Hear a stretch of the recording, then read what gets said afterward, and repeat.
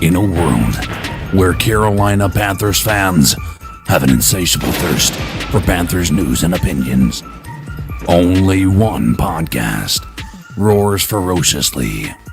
It's the C3 Panthers Podcast. Yo, what's the deal, Panther fans? It's your boy, Tony Dunn, a.k.a. The Professor. It's the C3 Panthers Podcast brought to you by CarolinaCatChronicles.com, where every Tuesday night we chop up the latest Panthers news and opinion. It is the longest run-in Panthers podcast out there, so go ahead, subscribe to the show, be a part of it, get in the chat room, call in at 252-228-5098. Tonight's show, Panthers short on Kawaan and long on finding a quarterback. The Panthers did their news dump on Tuesday. Things are back to normal, as CK reminded me, and we have parted ways with a veteran. The podcast expected this coming. The writers will tell you there's no story here, but we're going to report it, and guess what? We're going to talk about it. Also, rumors continue to swirl around a social media storm that occurred following a hot takes or bold prediction model from David Newton that continues to link the Carolina Panthers to Deshaun Watson. So we have some fun things to talk about, and I know Cody is chomping at the bit to talk quarterbacks, to see who the Carolina Panthers want. So go ahead, smash the thumbs up button, and welcome in to the podcast, Cody Lashney. How you doing, my friend? Tony Dunn. It's Tuesday night, man, so you know I'm feeling good. We got some news that broke today around, the last vestiges of that 2015 season. Kawaan Short is out the door. There's officially no more players on the Carolina Panthers from that magic run that we had. So really, even though it kind of felt this way already, it really is the end of an era with Kawaan Short leaving the football team. Shout out to him. We wish him the best. But listen, Tony, you already know what the deal is. We do this every Tuesday night with the most lit Panther fans in all of YouTube. People like QT0, Brad Dugan, Joey the Blind Panther Esquivel, Chuck from Elizabeth City. We see you, Trill One, QT0. Yeah, a lot of the same people. We got Mr. J the Six, Underground West. Tony Dunn, you already know what to do. Let's get it, bro. We got CK in the house. What's up, my man? Just living the dream, as it were. Finally having some news to talk about is obviously nice. But at the same time, I know it's kind of it sucks because it is, as you said, the last piece, or that we feel that we recall from the 2015 season. And so it is a bit bittersweet, but at the same time, it's nice to be able to start talking about things that aren't just, the past, and we can start moving on to the future. So it sucks. It's nice to have change, but it does suck to see him go. But we're ready to move on to bigger and better things. There might be a couple of players, Cody. Is someone brought up Shaq? Trey Boston, I think, was here as well. Boston, maybe we're closing out on the Dave Gettleman, Marty regime in some ways. The question is that was the first year he was drafted. Shaq Thompson, that was his first year, right? Yeah. Because the next year it was Vernon Butler. Yeah. Will Kawaan Short be a Buffalo Bill or a Washington football teamer? There's a lot of good options for him, man. I think it's going to depend on what team is willing to sign him and for how much. I kind of think of some of the teams that need him.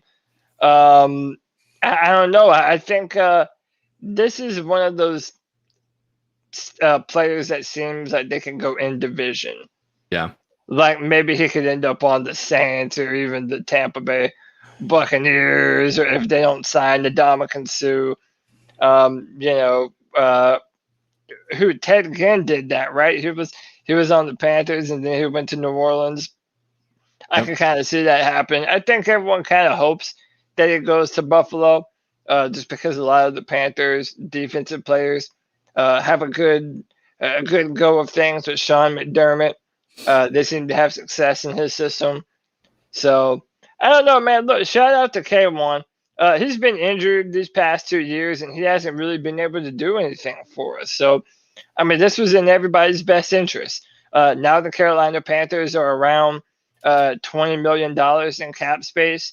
And we all know we have a player that we all want to sign, and that helps us to do that. And signing Taylor Moton, it gives us a lot of room to do a lot of different things. And he only had one more year left on his contract anyway, so it really just made sense from every direction. Yeah, I don't know, but you're probably right. This is the Buffalo Bills or the Washington football team. Yeah.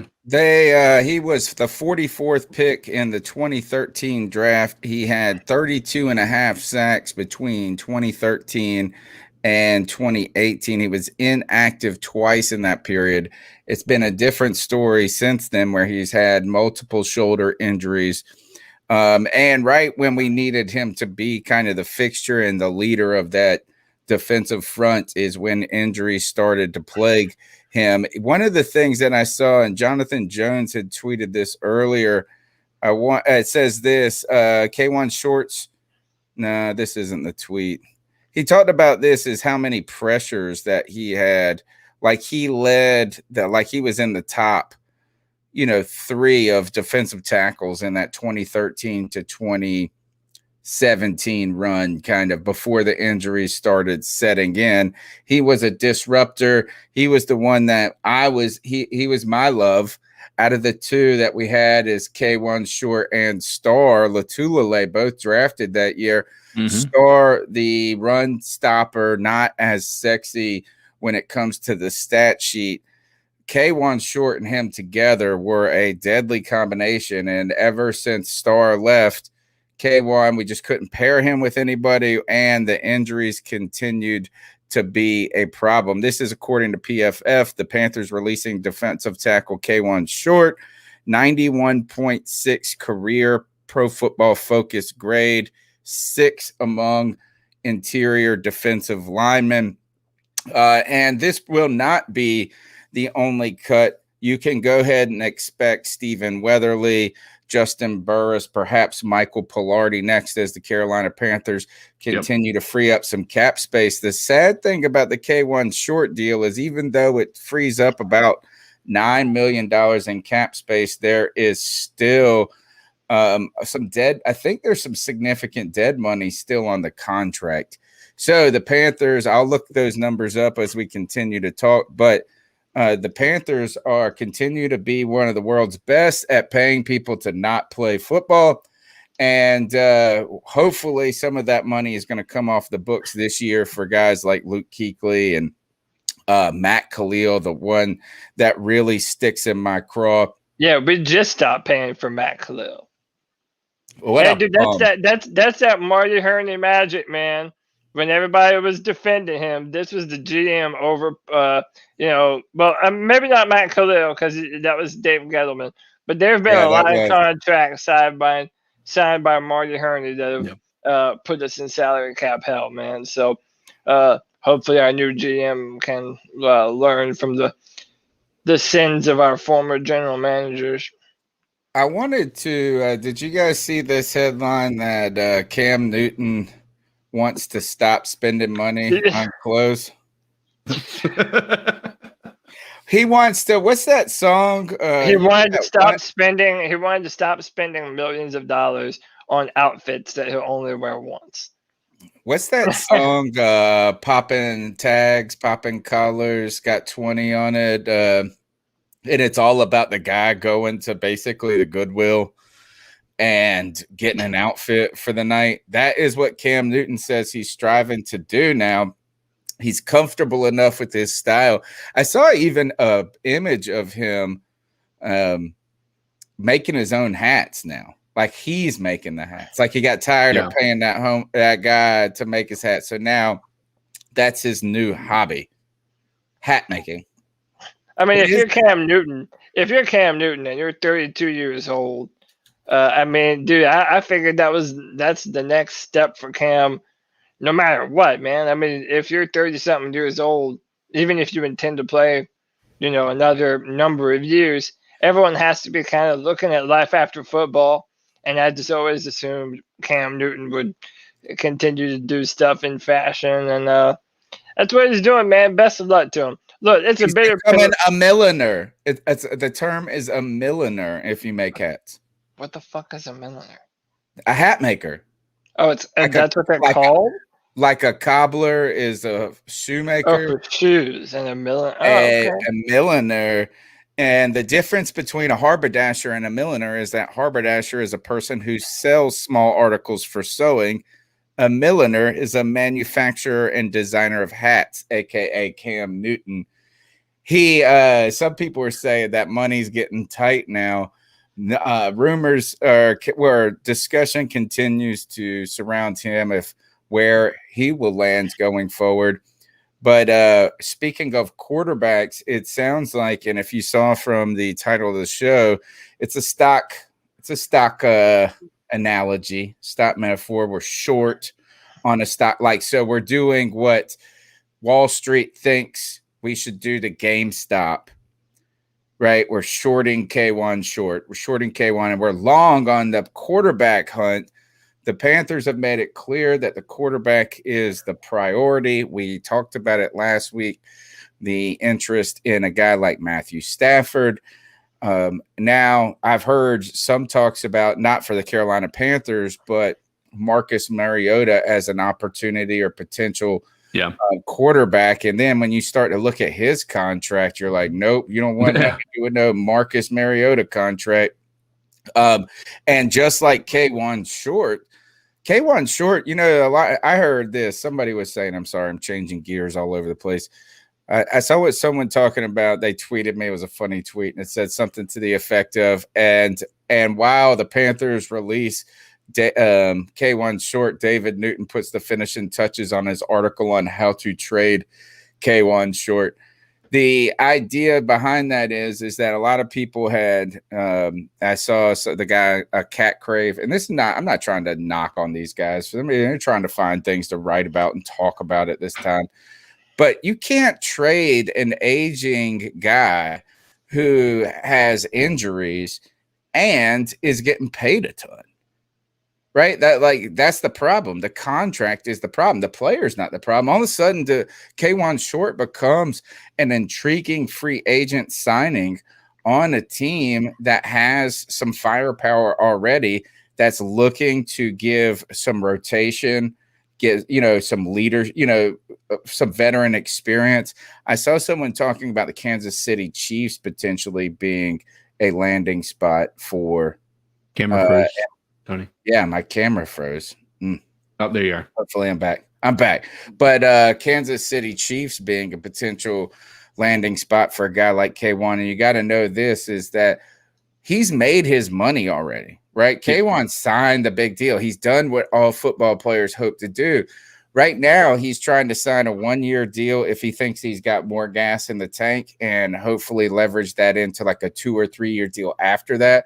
Or he's going to sign a 2 to 3 year, very team friendly, like 2 years, chasing the championship, $8 million. Yeah. And so the Chiefs are an opportunity there. And I do think you brought up a good team with the Saints, Cody, because I think I've heard some issues with, or not issues, but that Rankins isn't going to be part of their defensive front going forward. So K1 Short, no longer Carolina Panther. Thank you for your service. And I'm I was a big fan of K1, but now the discussion turns to the quarterback. And today, a little social media misinformation firestorm started as people started catching David Newton discussing, I guess he put out an article that said it was like bold takes. Or he was like in one of those division articles where they get the guy from the NFC East, everybody. And it's like, what's your bold prediction? And David Newton's was that the Panthers trade two or three firsts and Christian McCaffrey for Deshaun Watson.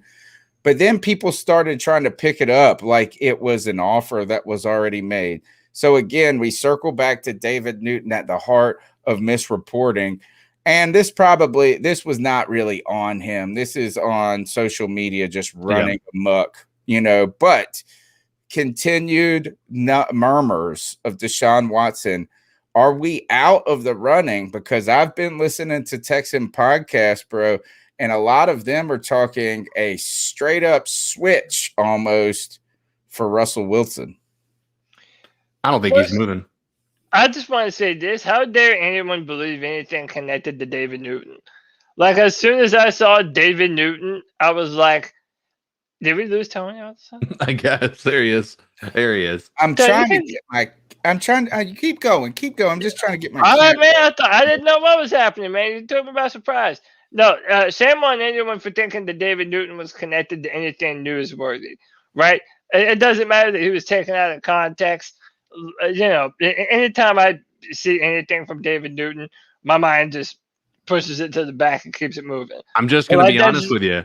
He is not the one that's going to be breaking that type of news. We'll just put it out there. Yeah. Like, he is not going to be the person telling us that first. And so if he was the name attached to it. What kind of inside information do you all think David Newton has to fucking begin with? Like, he doesn't have anything. That guy, dude, I was reading his article this morning. Dude, it's not even written well. Like, nothing that he writes is even good. Yeah. It's just, it's so stupid. But, I mean, it's really kind of a non-story because, I mean, I don't think that we're going to be of interest to the Texans. If the Texans are going to have to trade Deshaun Watson, I think there's a number of other teams that offer them better return value in a trade and a better pick as well. Yep. And also, like, you know, think of all the quarterbacks that if they were to trade, they could try and get, right?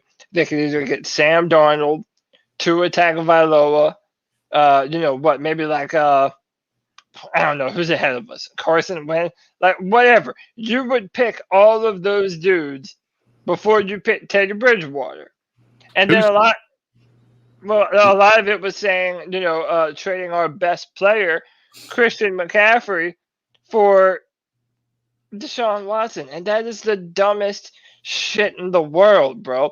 And we've had this conversation in regards to paying Christian. Like, a running back doesn't even account for a fifth of the value of a franchise quarterback, and they're not getting that in return from us in Bridgewater or McCaffrey. So I don't know, man. To me, you know, listen, I'm wearing my Clemson shirt right now. I'm a diehard Deshaun Watson fan. Clemson is on the map like it is today because of the groundwork that Deshaun built. I would love nothing more than for Deshaun to be a Panther, but that just doesn't seem like that's even reasonable at this point. They're talking about, and correct me if I'm wrong on this, but they're talking about, like, we're holding our ground. He is going to be a Texan, and if he doesn't, we're going to fine him. We're going to go after a signing bonus. We're going to do all of this. The Texans seem to be pretty firm on the fact that they're not letting him go. But that does beg the question: if it was a straight up trade, no extra, no picks, nothing else for Wilson and Watson, did the Seahawks not win that? Oh no, they totally would, and they would, and it wouldn't just be totally straight up. And the question is, where would the picks come from? But I was listening to the Texans podcast, and they were, or one of these Texans podcasts, and what they were suggesting is this: is Deshaun Watson is upset, is unhappy. He's a great player, and yes, he is the younger, potent. He's the young version of the unicorn every team is looking for. But Russell Wilson, who is kind of like what they described as a fine wine, getting better with age. And I don't know if that, but Russell Wilson went on this publicity tour and really at the Super Bowl made a comment that said he was tired of getting hit. Now, he was watching Patrick Mahomes get just mollywomped the whole time, right? And they were sitting right beside Roger Goodell. But Russell Wilson called out his own organization for the lack of, I guess, focus maybe on that part. But as you watch, I heard Dan Patrick talking about this, as you watch a team, like you look at Tom Brady go to another organization, court players to come play with him. Russell Wilson kind of has that not only the ability, but potentially the power to attract guys to an organization. The other thing that they were also mentioning is that the Texans are trying to rebuild this culture And somehow it's around conservative Christianity, maybe like to their owner. And they were like, hey, look, is if you're going to go to a place, we got Russell over here, the evangelical, he would be a good fit. He's like the chosen one, dude. His whole life is anointed by God. Oh, but well, I tell you one thing, for a long time it was, and it's probably still is that if you see his, what is he married to Sierra or something like that? Sierra, yeah. But there was a long time where I viewed Russell Wilson like I saw Patrick Mahomes play in the Super Bowl, and that is throw up a prayer like it's like, nope, that's getting picked. And it would be like a touchdown. I mean, I always said that Jesus smiled on Russell Wilson when he threw up those prayers, but I was thinking, you know, what is there going to be movement in Seattle, and how is that fit with the Texans? I feel like Deshaun Watson continues to be out of our range, right? Is that, and if he isn't out of our range, then it is going to take a fortune to get him. And maybe, and a lot of people are saying it's worth it. You know, I was listening to Move the Sticks or Bucky Brooks, Daniel Jeremiah. Yeah. And this was right after the Super Bowl, Cody, and they might as well have been listening to the C3 Panthers podcast because they were just echoing you. It all starts with the quarterback, and it's all worth it, they basically said. Like, whatever it's cost, it's ultimately worth it. Now, is Deshaun Watson the guy? Just, you know, we continue to get the name, but I think that's just us wanting us to be associated with Deshaun Watson potentially. Well, but it's also Deshaun Watson last year on a dumpster fire Texans football team put up numbers that were comparable to Cam Newton's MVP season. I mean, if you don't believe me, look it up. He had the most throwing yards in the NFL last season, 33 touchdowns, under 10 interceptions. Like, Deshaun Watson is a next level baller. And we've had this discussion on the podcast before. You know, I think if Deshaun Watson goes to the Kansas City Chiefs, I think he's every bit as successful as Patrick Mahomes is right now. And I firmly believe that. I stand by that. So, I do echo the same sentiment as Bucky Brooks and Daniel Jeremiah, man. Yeah. Like, dude, I keep seeing a first round this year, a first round next year, maybe one after that. But, dude, I'm telling you, that time goes by so fast, man. So fast. Yeah, and Watson's so young, right? As, again, right. I've said on this show that I would feel more comfortable trading that farm away for Deshaun Watson than I would for a pick that could be. Right. Is like, yeah, man, and I'm gonna believe you on all your evaluations about what the stealing is, but until those guys actually do it, it's still just potential. Yeah. Watson is, and he's young. That's the thing, is 25, 26 years old. He's hitting his prime right now. And you think about this, is K1 Short's getting released, and he's an old man now, 32 or something like that. He's only So Deshaun's only 1 year, 1 or 2 years older than Joe Burrow, and that in 3 more years he'll only be 27 years old.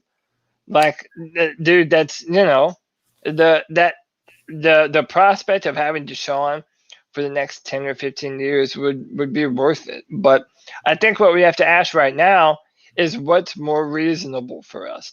And we're going to talk about the quarterbacks in a little bit. I put out a poll, which, by the way, you can still vote on. I just retweeted it. Over 400 people have voted in this poll. So we're going to talk about the quarterbacks. But what is more likely, that the Panthers are going to go all in and try and put all the cards on the table for Deshaun Watson? Or are they going to try and procure some kind of trade up the draft even before draft night, similar to how the Philadelphia Eagles and at the time St. Louis Rams did when they moved up for Jared Goff and Carson Wentz? Which one's more likely for us? So that's my question. Are you talking about which one's more likely for us to try to accomplish, or which one's more likely for us to succeed in doing? Well, I mean, from a general manager perspective, from a David Tepper perspective, just from the front office, like, what's more worth it to do right now? Option one is Watson. I think with no hesitation. I mean, if they didn't want to go after, if they wanted to go after a rookie, right? If that was the goal, they wouldn't have made the offer for Stafford, right? I think that they're all in on a veteran that they know is going to lead them. And the reality is the only quarterback that for sure is, and we've seen this on, everybody talking about this. The only one that for sure is NFL 100% starter ready to take a team to the next level is Trevor Lawrence. The other ones are capable of it, and they very well can prove to do that. But the only one that anybody has had any confidence in doing that is Trevor Lawrence, and we're out of the equation for that. That's not even going to happen. So I think what would be priority would be for them to trade the farm and get Watson. What's likely to happen is us to trade the farm and get the number 3 pick from Miami and then do something different. We got to work through the draft. The answer to the quarterback position is in the draft, and not because of the players, but because of the contracts on the Carolina Panthers right now. Is that ultimately there is no going and getting a quarterback that has money, a big time deal like a Watson or this and that, without the financial penalty that comes along with Teddy Bridgewater. And Teddy Bridgewater will be making $20 million whether he's on the team or not next year. So we are primed and we are ready to take a rookie quarterback on a rookie deal and not have to rush him from day one, but also not have to say, oh, we're going to hide him behind Teddy Bridgewater. Yeah. But the opportunity to put him in a confident a spot where you can succeed. Maybe the offensive line's getting a little bit better after a couple of games. Maybe you see a team that you feel like he would match up well against whoever this rookie guy is. The answer is not a veteran guy, because we've swung at the veteran guy like Teddy Bridgewater swinging at a baseball. Embarrassing. Yeah. But I mean, okay, let me pose this to you. Is it or there's no quarterback, or there's and the other end, there is one other alternative. Maybe there's two alternatives. Maybe you continue to try to pluck a quarterback in the second or third round that you hope in a year or two could be a guy that you got to steal, kind of Russell Wilson-esque type moment. Or you say this is that, hey, look, we got to pay Teddy. Let's just run this back. Let's get some offensive linemen. Let's we're going to be 5-11 anyway. And then we'll get our quarterback next year. Those are the options. Rookie quarterback now, a dumpster dive quarterback in the mid rounds, or a postponement in team building because you don't have the guy right now. I mean, I find it problematic that everyone knows how thirsty we are to move up. Yeah, I agree. Everyone knows that we were going to be all in on Matthew Stafford. Now whoever we call to make a deal, they know that we're desperate. So they're going to be like, well, what else can you throw in to sweeten this deal? Because listen, David Tepper wants to win a Super Bowl. Yeah. David Tepper did not spend $2.5 billion on an NFL team to come and be a mediocre franchise. David Tepper is trying to build the Pittsburgh Steelers of the Southeast in black and blue instead of black and yellow. And I think now, which again, I still blame him for not taking care of this properly when he had the chance to. But he knows now that you have to have a franchise quarterback, and he had to find that out the hard way. And now it's apparently obvious, or blatantly obvious, to us, to everyone in the media, and to David Tepper and our coaches themselves, that if we don't have a franchise quarterback on this football team, we're dead on arrival. Fans don't believe in the team, and it's even hard, I would imagine, to get players to be able to build into this. Imagine you're DJ Moore coming back for another year, knowing this is your last opportunity to make a big-ass contract in the NFL, your first kick of the can, and you know that you have Teddy Bridgewater for another year, it's like, damn, dude, that has to be crushing. I know we all have different opinions about Curtis Samuel, but like, what would be more likely if you had a Deshaun Watson? What is more likely for Curtis Samuel to want to sign a more team-friendly deal? Is it that he's going to be playing for a guy like Deshaun Watson or a guy who's like Teddy Bridgewater? I mean, like, if you look at it from even that perspective, the guys that we want to stay here, it's going to be hard for them to want to stay here. Yeah. I mean, the only team-friendly deal people are going to want to sign with Teddy Bridgewater around is going to count on Teddy Bridgewater coughing up some of his coin. Yeah, he's gonna have to cough up the minivan and the parking space. Lynn says this, and I think this overlaps with your point nicely, Cody. Is I think Tepper is impatient and expecting big improvements, despite of what he said about taking his time. And I think one thing is that Tepper's patience has run out. Yeah, I would agree with that. And it's like, hey, I tried to stick with Braun. I tried to stick with Marty. You guys told me that we're going to build this thing slowly. And then I looked at the C3 podcast and they were right all along saying Teddy Bridgewater was a bum and this wasn't going to work. Right. Well, I mean, it's like almost not even an impatience. It is an impatience, but it's just a lack of time now. Let me ask you, what is the quickest way to change a billionaire's mind? Cost him money. Yep.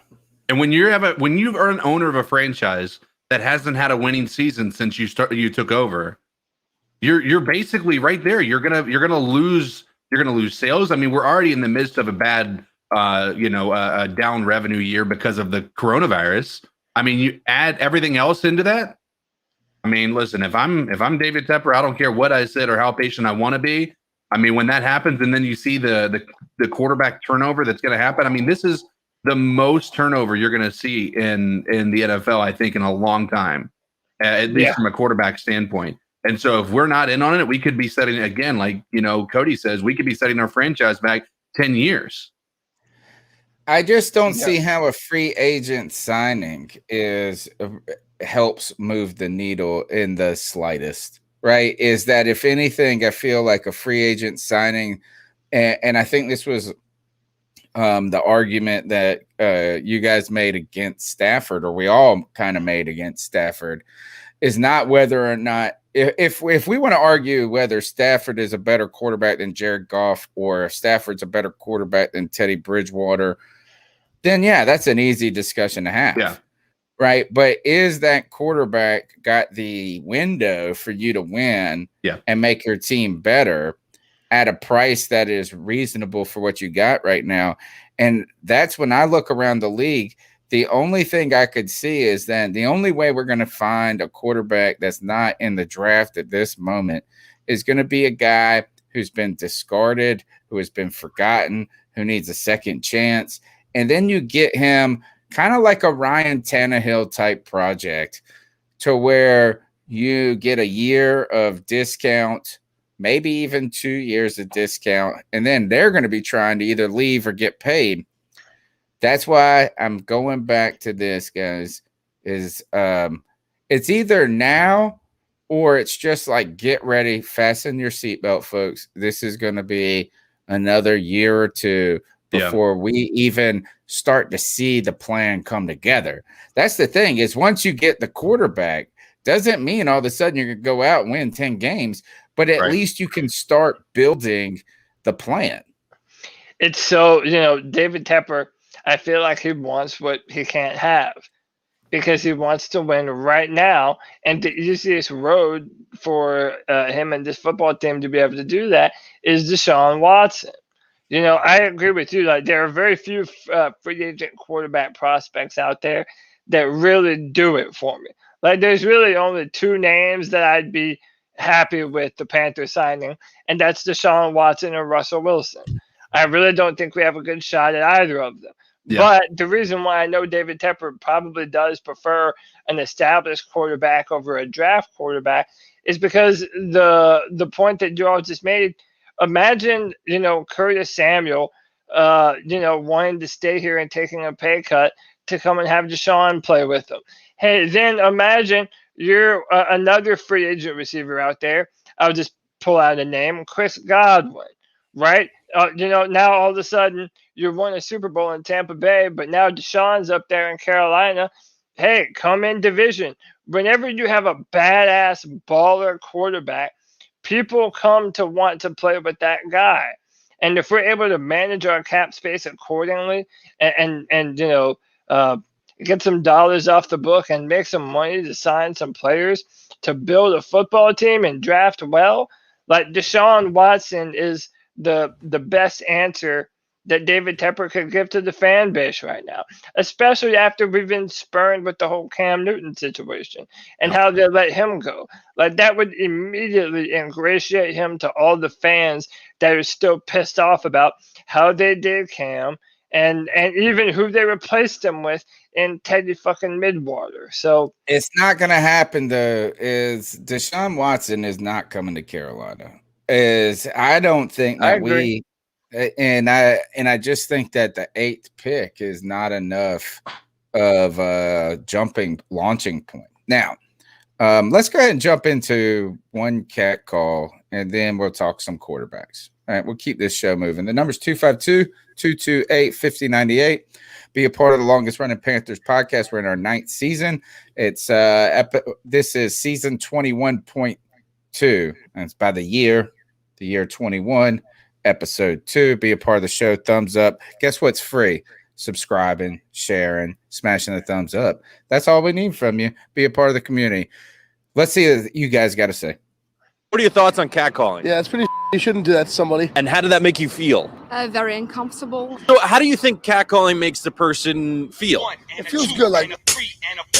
Who's that cat sitting in the back corner with his face buried in his nose? Who's that kid that can use one?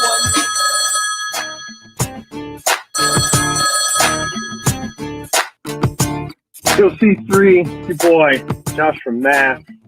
Josh? Thankful that we got some rain up here in the north. Well, Josh. Another goddamn snowstorm. Jeez, it's been raining here for like 2 months. All around the country, everybody's been having some bad weather. Hope everybody in the Panthers family, Panthers Nation is doing all right. True that.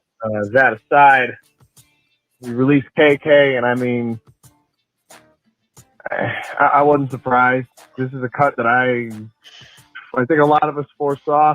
You had to foresee it. You just did. Guy played 5 games over the last, I believe 5 games over the last 2 seasons, and has around a $12 million cap hit. Dropping him saves us about $8.5 million, I believe, and we're in a spot where we really need it because it looks like the cap is going to shake out at about $180 million. So my question is what do you think we're going to do with this cap for freeing up? Is it all to just try to keep Moten, or are we going to try to keep Moten and Samuel and, just draft well? Good question about Moten. Do you think we really make a shot at Deshaun? I mean, I'd love to see it, but I just see it as a situation with too many variables given what we know right now. If we could distance ourselves from Teddy, or if there was a team willing to give us maybe a pair of 3rd rounders for him, one this year, one next year, or I don't think any team's got 2 I would 3rd rounders this year, but whatever. Doritos and I don't a 7th see rounder for Teddy. Really being justifiable if we give up tons of capital because we've got so much. Just give me the bag of Doritos. We're going to have to get offensive line talent somewhere in this draft. They could be half. So, I think you can get away with giving up 1 and 2, but I don't know about giving up 1, 2, and 3. I'll take the Food Lion brand Doritos. I think we're far more likely to move up in the draft on draft night and try to get to number 3, maybe even number 2, depending on what's going on there. Whether the Jets are really looking to take a quarterback, or whether there's other positions they're looking to solidify and they're just looking for draft capital. I could see that being a team that kind of goes either way. So, your thoughts on those situations, and Hope to catch you all later in the chat. All right, Josh. Have a good one. You're the man. We appreciate it. I know you're avoiding the snow out there. He brought up the good thing. What's actually a good thing right now is that people in Louisiana are getting snow. Ha! I hope you ruin your avocado farms or whatever. I hope everybody is. I have family that lives in New Orleans. They're not accustomed to it. New Orleans has one of the highest homeless populations because they can sleep outside in the winter generally. So snow there is abnormal, but he did bring up the good point of Taylor Moton.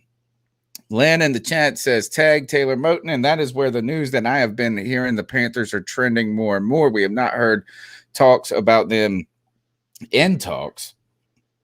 Now, I don't know what that means. Like, do you ever hear about people in negotiations, or you just hear that they negotiated? But right now, Taylor Moton on the franchise tag seems the way to go, is the way that the Panthers are moving. I'm upset by this in some ways, is that I think this is a can kick down the road. Yep. Is that really at some point, when are we going to sign a player that's actually good? The funny part about the Carolina Panthers, I just pull up the salary cap on overthecap.com. Kawaan short will count $11 million in dead money this year, despite saving the $9 million.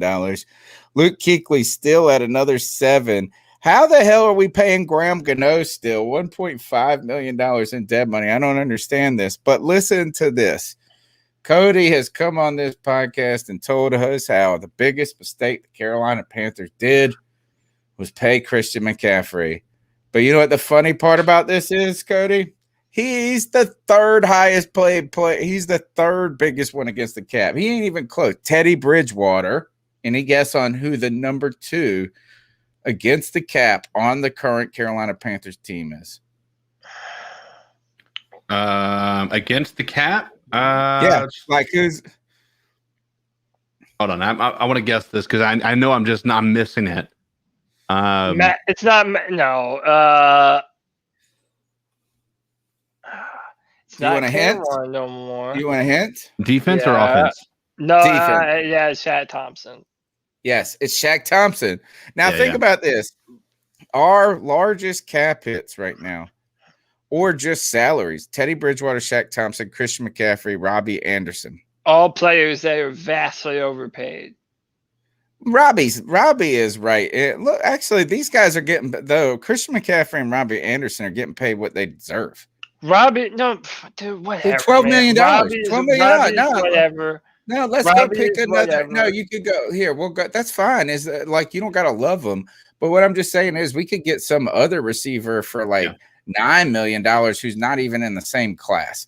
So $12 million for a receiver who put up 1,000 yards is not insane. $12 million for Christian McCaffrey, not insane if you think of it just in the vacuum. What is insane is that both of those players contribute more to this team. I won't say more, that's wrong. But Shaq Thompson, why is a middle linebacker? If you want to talk about positional value, he's not even a middle linebacker. Yeah, he's not even a middle one. He's not even middle. So this is why I guess maybe this is why I'm less, I'm not ready to jump on board on dumping on Robbie Anderson. It's only 1 year left on the deal. We could cut him right now and save $8 million if we wanted to. But Christian McCaffrey, again, you know what? Elite player. What I'm learning, though, is this. Think about this list. Here are our top cap liabilities. Yeah. Teddy Bridgewater, Shaq Thompson, Christian McCaffrey, Robbie Anderson. Finally, we're at Matt Paradis. Then we go Stephen Weatherly, Trey Boston, Derek Brown, Justin Burris, Brian Burns. So this is where I'm circling back to the Taylor Moton conversation and why I don't think the franchise tag is the appropriate way to handle this is that if we really were playing it by the numbers like you want to do, Cody, of what positional values are, we're paying all the wrong positions, period. Yes, it's roster mismanagement. It's okay if it's one or if all right, so we can argue over Christian McCaffrey, right? But we're talking about all the first 5 positions, where it's not right. It's not right. Why don't we have this? Tells us there's been zero investment at offensive linemen. There's been zero investment really at defensive end as well. And that investment is a true monetary investment, is what I'm saying. We're also overpaying players at positions that you shouldn't pay a lot of money for. And I don't care if I have to be the Debbie Downer that keeps on ringing this bell. Christian McCaffrey is overpaid. This is nothing against him as a man or as a player. He is overpaid. If you look at the Super Bowl winners of the last 10 years, you will be hard-pressed to find a team that has paid their running back more than $2 million. Okay, Shaq Thompson, as you alluded to, is not even a middle linebacker. That's a lie. What's a linebacker? No, what's a lie? Do I need to show you more evidence? Yeah, what teams paid their running Let's talk about Gurley for the Rams. Are you talking about won the Super Bowl or went to the Super Bowl? Won the Super Bowl. Well, Super Bowl. That's the only thing that matters is winning the Super Bowl. If you made it there, it doesn't matter if you had a high paid running back. All the teams that win the Super Bowl never have a large portion of their salary cap money going toward the running back position. They also don't have most of that. They also They also don't have the money going towards an outside linebacker who is primarily a 4-3 outside linebacker. So he's not even a pass rusher, and he's not even our inside linebacker who is in charge of. I wouldn't even put him as the leader. No, my problem isn't really what we've paid Shaq or Christian. I mean, that's some of it, but it's the other side of the coin is what we're not paying other positions. Yeah, like we're not paying left tackle or right tackle. It's like we have not, and that shows you we've postponed the investment. And that is my fear with Taylor Moton. You franchise tag him. He gets older. He gets more expensive. He either gets hurt, you part ways, and you're the dicks of the situation, or he goes on to be sensational next year. And again, you can't do nothing about it while you're trying to draft people. Wouldn't it be nice to have one guy that you believed in on that offensive line that you then started to build the next guy and the next guy and the next guy? And it's just kind of like, if you look at this, is that really we are a squad of children and bums. Well, yeah. Well, tell me who's not a child and who isn't a bum. McCaffrey's not a bum, and Shaq Thompson, I wouldn't say is a bum. Okay. He's not a bum. I'm going to say he's this. A role player. I'm overpaid. Okay, he's over. Yeah, that's fine. But he was also. We put a lot in on Shaq without him showing out. Yeah. It's not even. I mean, it is that he's overpaid, but here is that. Why do we pay him so much? This again. We paid Teddy Bridgewater a bunch of fucking money. He didn't show us shit. We have had good decision makers paying people. The same thing that you're saying with Shaq Thompson right now, like what evidence was there that you would sign Shaq to that kind of dollar amount, like on film? It's the same thing with Teddy Bridgewater. What portion of film in their past caused you to look at them and say, yeah, this is a good contract for the services they will provide us? It is bad roster management, and it hurts us now. It hurts us now because we have money going toward players that are overpaid. And, dude, winning that Washington game, I know I harp on this, but, man, that was a bad win for a team who was desperately trying to get their quarterback. And David Tepper has to take a lot of the blame for this, because one of the things I was saying, and Tony can vouch for me on this, I was saying rip the Band-Aid off. Right after you came in, after you gave Ron Rivera a chance, the next year, you should have ripped the Band-Aid off with him. You should have ripped the Band-Aid off with Marty Hurney as well. And then you probably wouldn't be in this situation right now. To bring it all back to Taylor Moton And listen, I know you guys might disagree with me, but I believe that Taylor Moton is a better player and provides more value to the Carolina Panthers than Teddy Bridgewater, Christian McCaffrey, and Shaq Thompson combined. Well, I That won't is go how as far as important to a Christian player like McCaffrey. Taylor Moton is.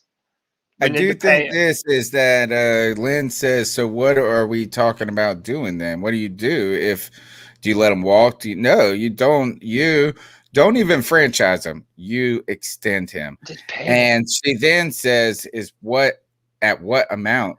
I'm at the point right now is that I'm not going to let $2 or $3 million a year on the salary cap let this big dog walk out of town. Yeah, and why do we question it? I will cut, and that's what I've been that has been a lot of my argument against you about Christian McCaffrey, though, is that if you are trying to say, oh, is it $2 million too much? You know what? I'll find a way to save $2 million to get the thing I want. Or that sounds a lot. Like, you know what I'm saying? But you can, if you really want a new shiny webcam or something like this, and you have a limited budget, what you just do is you find ways to not eat out. You find ways to cut in other areas because you want to spend that money here. So what I'm saying here is this, is I want to invest in our offensive line. I want to invest in Taylor Moton. And if that causes us to say, you know what, we're going to allocate a little bit more to him than we truly want to, $5 million over 5 years, then so be it. Stephen Weatherly, see you later. Who else? And at the end of the day, wouldn't you say if you had the choice between Taylor Moton and Robbie Anderson, that you could sign Taylor Moton and potentially draft the next Robbie Anderson in the 2 or 3 hole in this upcoming draft, or find a guy that maybe could fit in and get some of that? So I think that Taylor Moton is a priority for this team because we have not had an offensive line ever. So you want to know why we don't have an offensive line? Because we haven't done what it takes to get one. But also, and here's a good example. But why is it that all these players that aren't worth it, we have no problem signing them to these big dollar amounts? But then whenever it's an important player like a right tackle or like Andrew Norwell when he was about to leave, we're like, there's only so many dollars you can spend on a football team, and you have to all of our best players, we're like, I don't know. I don't want to spend I'm with you. I'm going to use your own argument against you, though, is that we shouldn't spend that money on guards, bro. That money should be reserved to the tackle positions. Why do you think Patrick Mahomes was annihilated in the Super Bowl? Because their entire offense, because all of them were fucked up, man. It wasn't just one. It was the Remmers was playing left, a guard was playing right, a guard was playing center. It was like nothing. There wasn't even one player, I don't even think, on the squad that had played that position all year long. So am I saying guards are unimportant? No. But are you more able to find alternatives for them? Again, this is like back to your dollar cost averaging assessment. So Taylor Moton is on the clock for us. I think we got to go ahead and expect that Justin Burris and Stephen Weatherly, another $9 million you can put on this cap to get somebody. I think that those guys have to have their phones on silent right now, airplane mode.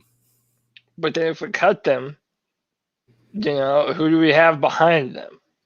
How important is you can get league minimum dudes, right? So first of all, I would say how important is Justin Burris to this Carolina Panthers? I mean, he made some splash plays, but do any of us see him as a starter, as like a future part of our plans moving forward? No, it's a good rotation. I know Stephen Weatherly's got to go, bro.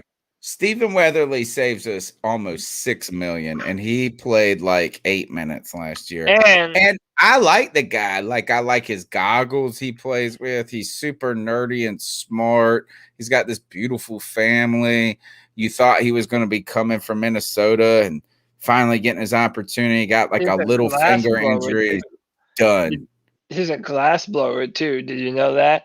No, really? Yeah, me and my mom were watching that glass blown show on Netflix, and he was the special guest on one of the shows. Yeah, he likes to smoke weed then too. Probably so. But at that position though, we really don't need him. So we have F.A. Obata coming back. We know we just drafted Yetur Gross-Matos.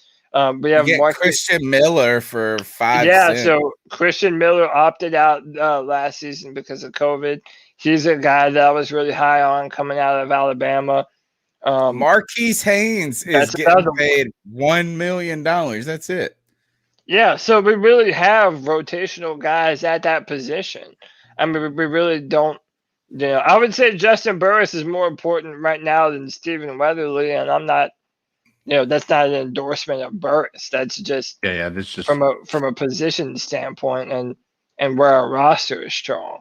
I don't disagree with that statement at all. I don't dislike Burris, man, but at some point is that you have to recognize you're on a team that you're making more money than Brian Burns. It's crazy to think about. I mean, it is insane. I mean, Brian Burns, this is the importance of rookie deals. But I don't know how we don't have any cap room. I don't get it. How do we not have any cap room when our best paid players are just Shaq Thompson, Teddy, and Christian? And it's going to be a little while, man. The combination of Gettleman and Hurney, two completely inept idiots, ran us into the ground. And we're going to be dealing with it for a little while, and we're going to see how skillful our general manager is in navigating these types of situations. He can manage to give us long-term sustained success. Obviously it would be fantastic if we had a franchise like the Seahawks. It sucks that they've been a value. I mean, been relevant for so long and only had 2 Super Bowl appearances, one of which they won, but nonetheless, they've been successful, and that's what I'm looking for. I want to be able to look forward to every season, and if they can build something like that here, I think that'll be vastly improved. Because my first thing I wanted to say to you, Cody, when you said 2 inept idiots, is those 2 inept idiots did build a Super Bowl franchise, right? And I was up here. I was a Gettleman, and in 2015, 2016, I was a Gettleman believer, bro. Yeah, I had the Gettleman for president in 2016 as my profile. So hindsight is 2020, but somebody brought this up as Joseph Broach said the reason we don't have an O-line is because we drafted 20 DBs under Gettleman that didn't pan out. Half of them were under Gettleman and half of them were under Hurney. The list is long and unimpressive. Actually, one of them did pan out. He just panned out for New York. Yeah. His name was James Bradbury. All right, the number's 252-228-5098. We're about to get into this quarterback discussion. How do we fix it for the Carolina Panthers through the draft? We've talked about potentially the options of Deshaun Watson, but we're focused on a different solution that we think is probably the more prudent one. Who will the Carolina Panthers draft at quarterback if they do this year? Will they punt on it? I've got some big thoughts, and this is what I want you guys to think about as we take this call. Every year the NFL draft comes about, we rank the players, and guess what happens? Some team does something crazy. They go and get the Cleveland Farrell guy at like the second pick or something. You're like, nobody saw that coming. No. So will Trey Lance be drafted at number 2, leaving us with Justin Fields or Zach Wilson or something even wilder? You never know in the NFL draft. The number's 252-228-5098. Let's see what you guys got to say.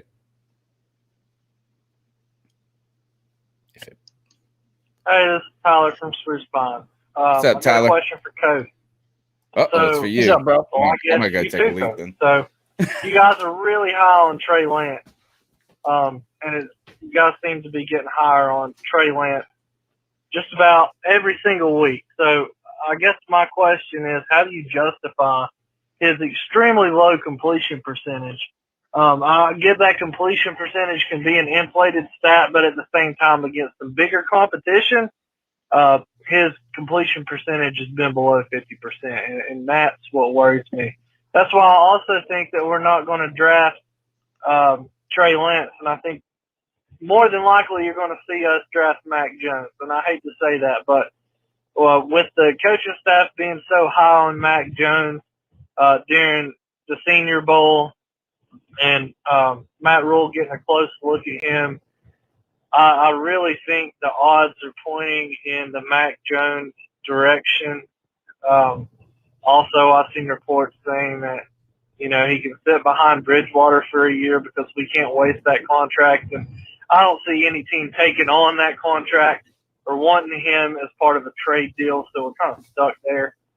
I just really think all signs are pointing in the direction of Mac Jones because he's more of a fit for Joe Brady's offense than what Trey Lance is. And I just think Mac Jones checks one of those important boxes, important to Joe Brady, that Trey Lance just doesn't. So, not saying that I hope we get Mac Jones, but I'm saying that I think that's the direction that we're going to go in. Reading the tea leaves. Thanks for what you guys do, Keith. Yeah, so listen, Trey Lance is going to be a quarterback that we're going to be talking about a lot over the next couple of weeks. And his completion percentage to me is, listen, we do this thing, and we're going to have to talk about this with Tony too, because I do believe Tony's starting to come around on our guy Trey as well. I'm easy, bro. I'm easy. You put a shiny toy of a pretty girl in front of my face. Now all of a sudden North Dakota State don't matter too much to you anymore. But listen, I put the little protector over the name. That's what I did. Anytime I see Bryson, I go, man, that's got to be something else. Listen, a lot of people want to talk about the level of competition that a person plays, and that is important, and a lot of things go into that. I'm more impressed by Trey Lance's lower completion percentage with lesser receivers and lesser talent, that he was still able to lead to an undefeated season for their conference in 2018. I'm more impressed by that than than Matt Jones, at Alabama, sitting in a pocket where a bunch of behemoth offensive linemen are protecting him, keeping him upright. He has guys like Jalen Waddle. Percentage. I don't understand what the completion percentage problem is. He was saying that against, and I was looking this up, that against certain levels of competition, he has a below 50% completion percentage. Well, he did. He played one game in 2020. One game, and that was and he was 15 for 30, which was 149, 2 touchdowns, 1 interception. RTG was 107. I don't know what that means. I mean, I'm guessing that's like their quarterback number. But here's what I'm looking at is 2019. There's 192 completions on 287 attempts, 66.9. So that's a 67% completion rate. 28 TDs, 0 interceptions. So I don't know if I see it as a red flag as much as we thought with like Josh Allen, right? Was completion percentage? Josh Allen had like a 57% completion, and it was over more than one season. It was 2 seasons at 3 seasons at Wyoming. But listen, he's the type of player that what you have to understand is you're drafting a tremendous upside. You're drafting a player that has all of the things that you look for in a quarterback: the ability to run, to be able to run RPO type offenses that really confuses defenses. Look, I don't have to tell you guys. Look at what Cam Newton did forever here in Carolina. But also the arm talent, man. And this is when I really start to preach about not judging the helmet. You're judging the player. A tight window throw is a tight window throw. I mean, reading, going through your progressions and trusting your protection, going from 1 to 2 to 3, back to 1, like being able to go through, do all the things that you have to do to be a franchise quarterback. He exhibits all of those traits in a way that Matt Jones doesn't. Now, one of the things that we don't know is how good they are on the board. So understanding, the playbook and learning on the fly. There's a lot that Trey Lance has left to prove because he doesn't quite have the resume that these other quarterbacks do. He doesn't have the resume of Justin Fields, definitely of a Trevor Lawrence, and even not as much film as Zach Wilson. So when you look at what he was able to do in such a short amount of time, yeah, the dude has everything that you want. And if we're going to have Teddy Bridgewater for another year, no matter what, it's like it does help that we have the ability to either let him sit and learn for a little while, or we continue to suffer through Teddy and his bullshit, or he's able to come in and play right away. And whenever you do your research on the young man and listen to his interviews, he's an incredibly hard worker. He's been counted out his entire life. This is another guy that didn't get a bunch of Division I offers. A lot of teams passed on him. I forget the college that he wanted to attend, but they wouldn't even look at him. They wanted to play him as a receiver. Here, hit full screen, Tony. So, like, even on that play right there, man, to drop it in a bucket, there was not a lot of separation on that go route between the receiver and the defensive back. And Trey is able to just layer it right in front of him, drop it into the bucket, and let his receiver do the rest. I mean, this kind of arm talent, like, look, that's a fucking 62-yard throw right there, man. Like, dude, he has all of the intangibles that you want from a quarterback. And look how tough. The man will put his shoulder down, bowl you over, and fight for the extra yardage. He's put together well, 6'4", 220 plus pounds. The guy represents a building block that doesn't come around very often. Well, that begs the question, because I think it's, I know we're going to be talking about all these guys. I think that Trey Lance would probably be in the category of people that has the He's potential 20 to years really, old, by the way, the potential to really like skyrocket in value at the combine, or really take a big dip. Like, he seems like he could be one of those types of prospects where the combine does a lot as far as what his position will be in the draft. I know his film looks good, but because of those question marks around the talent, around what he's going to be able to do on the NFL side of things, would you agree? I mean, what are some of the prospects that are most likely to be, or I guess, which prospects is the combine most important for? Well, you first and foremost, you should value film over what you see at the combine. So, for example, Orlando Brown has been in the news recently wanting a trade. And Tony, I don't know if you remember this, but Orlando Brown had a notoriously horrible combine. I mean, he looked terrible. The problem with Orlando Brown is he just looked fat and like it didn't. He just looked like a big gooey blob. And he didn't test. He didn't put up a lot on the bench. And offensive lineman is supposed to be just physical play strength at the point of attack. So when he only had I want to say 12 or 13 bench presses of 220 pounds, that's incredibly low for an offensive lineman. Yeah. However, the throw right here. Oh goodness. Yeah, rolling to his right, back across the field from the opposite hash. Looking people right. You're getting everybody moving. Boom. Yeah. Teddy Bridgewater on his best day would never be able to do some shit like that. But I got a lot to say about Trey Lance, so keep going. The reason I brought up Orlando Brown is because whenever you looked at his film from Oklahoma, you were always able to see, man, this dude is talented. Like, this dude is and good tackle. He just didn't test well. It's the same thing with Trey Lance. Like, I see him as a very fast quarterback. I see the arm talent. Unless he just absolutely looked pathetic at his pro. And by the way, it's not even a combine this year. Like, every college is going to have their own version of a pro day, kind of like what Trevor Lawrence. They're not just going to did. do a real combine this year? No, every college is going to have their own pro day, and they're going to do all of the things at their pro day. So God, that sounds horrible.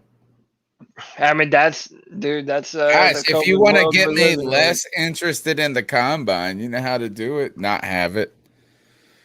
Yeah, right. All right. So you put up a poll about Trey Lance or Justin Fields, right? In fact, it just closed 9:30 tonight, I believe. I'll pull it up. And when I'm in full screen, I can't see you guys. I need 2 monitors, bro. It's so bad. Dude, yeah, you can get a nice little $100 monitor and it'll be perfectly fine. I know. All right. So, is this able to show? Well, yeah, you're gonna have to take yours off, Tony. Okay. All right. Here, let me take these Mac Jones. I want to look at these highlights still. All right. Let's see what you got. Oh, I gotta add. Now, if we can make, here's my suggestion to StreamYard. We need dual authority here in the stream. I want Cody to be able and CK to be able to manipulate the stream, not just me. So this is the poll that I put up on Twitter with over 401 votes. This was the question that I asked to Panther Nation. Who should the Carolina Panthers pick if both are on the board at 8? Trey Lance or Justin Fields? And at 71.3% of the vote for the Ohio State Buckeye, Justin Fields. What'd you vote? I didn't even vote. I let everyone. How did you not vote? I'm testing the temperature, man. Because I voted. Like, I see. Oh, I already know who you voted for. You already you have a crush. And Isn't it weird? It's weird. I tried to tell this girl I didn't like her. And then guess what? It was like me. You know, it's like when kids tease each other. Yeah. And it's like you're being mean. You're like, he likes you, little girl. So I was being mean to the Bison. I got some reasons, though. I voted Trey Lance. I'm one of those 28.7%ers. All right. So you know why? You want to know why? Yeah. Why don't you tell us?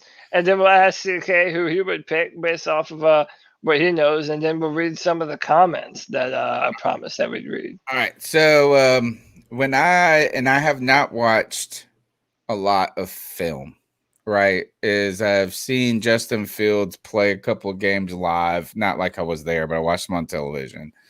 And I've seen Trey Lance play a couple of games on YouTube.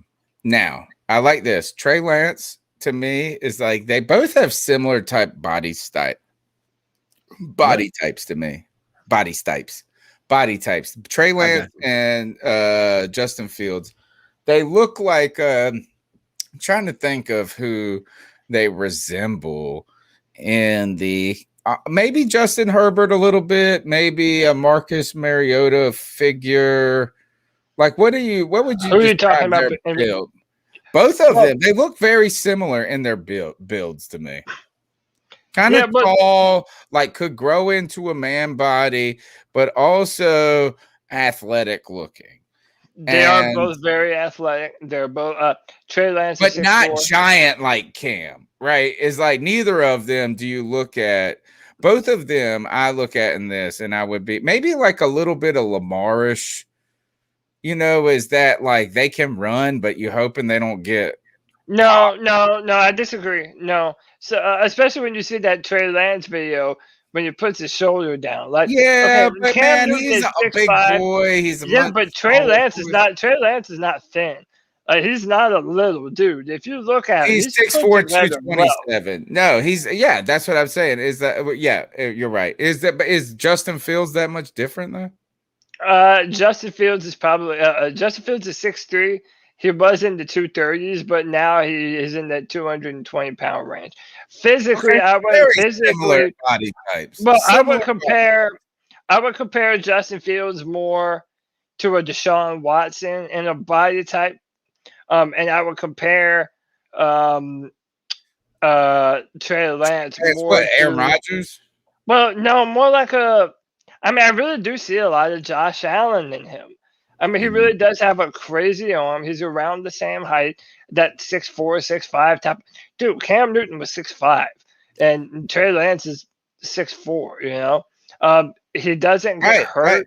He's tall. tough. He doesn't get hurt because he doesn't play because they didn't play at all. Here's one other good thing about Trey Lance is he's 20 years old. Yeah. While Zach Wilson and Justin Fields and Trevor Lawrence, all old men at 21 years of age. This is awesome how young quarterbacks are. I looked at Trey Lance's, I guess, tape. That makes you sound like I don't know nothing about this shit. All I know is this is I got the regular eyeball test, and his footwork seems pretty legit. Like he seems to move and navigate around the pocket well, right? And I think that's important for a guy so they're not just a run first option. I like that. The other thing that really stood out to me for Trey Lance, and I'll need to go study what Ohio State's offense looks like in BYU's, but he played a good deal under center. And Yes. I like seeing this is I like Both of them did. those pro formations because really you see a lot of quarterbacks slinging around the yard in college out of the shotgun, but that does not help the running game, and it gives defenses a little bit of an advantage, it feels like, when you're only out of the shotgun. So I like that.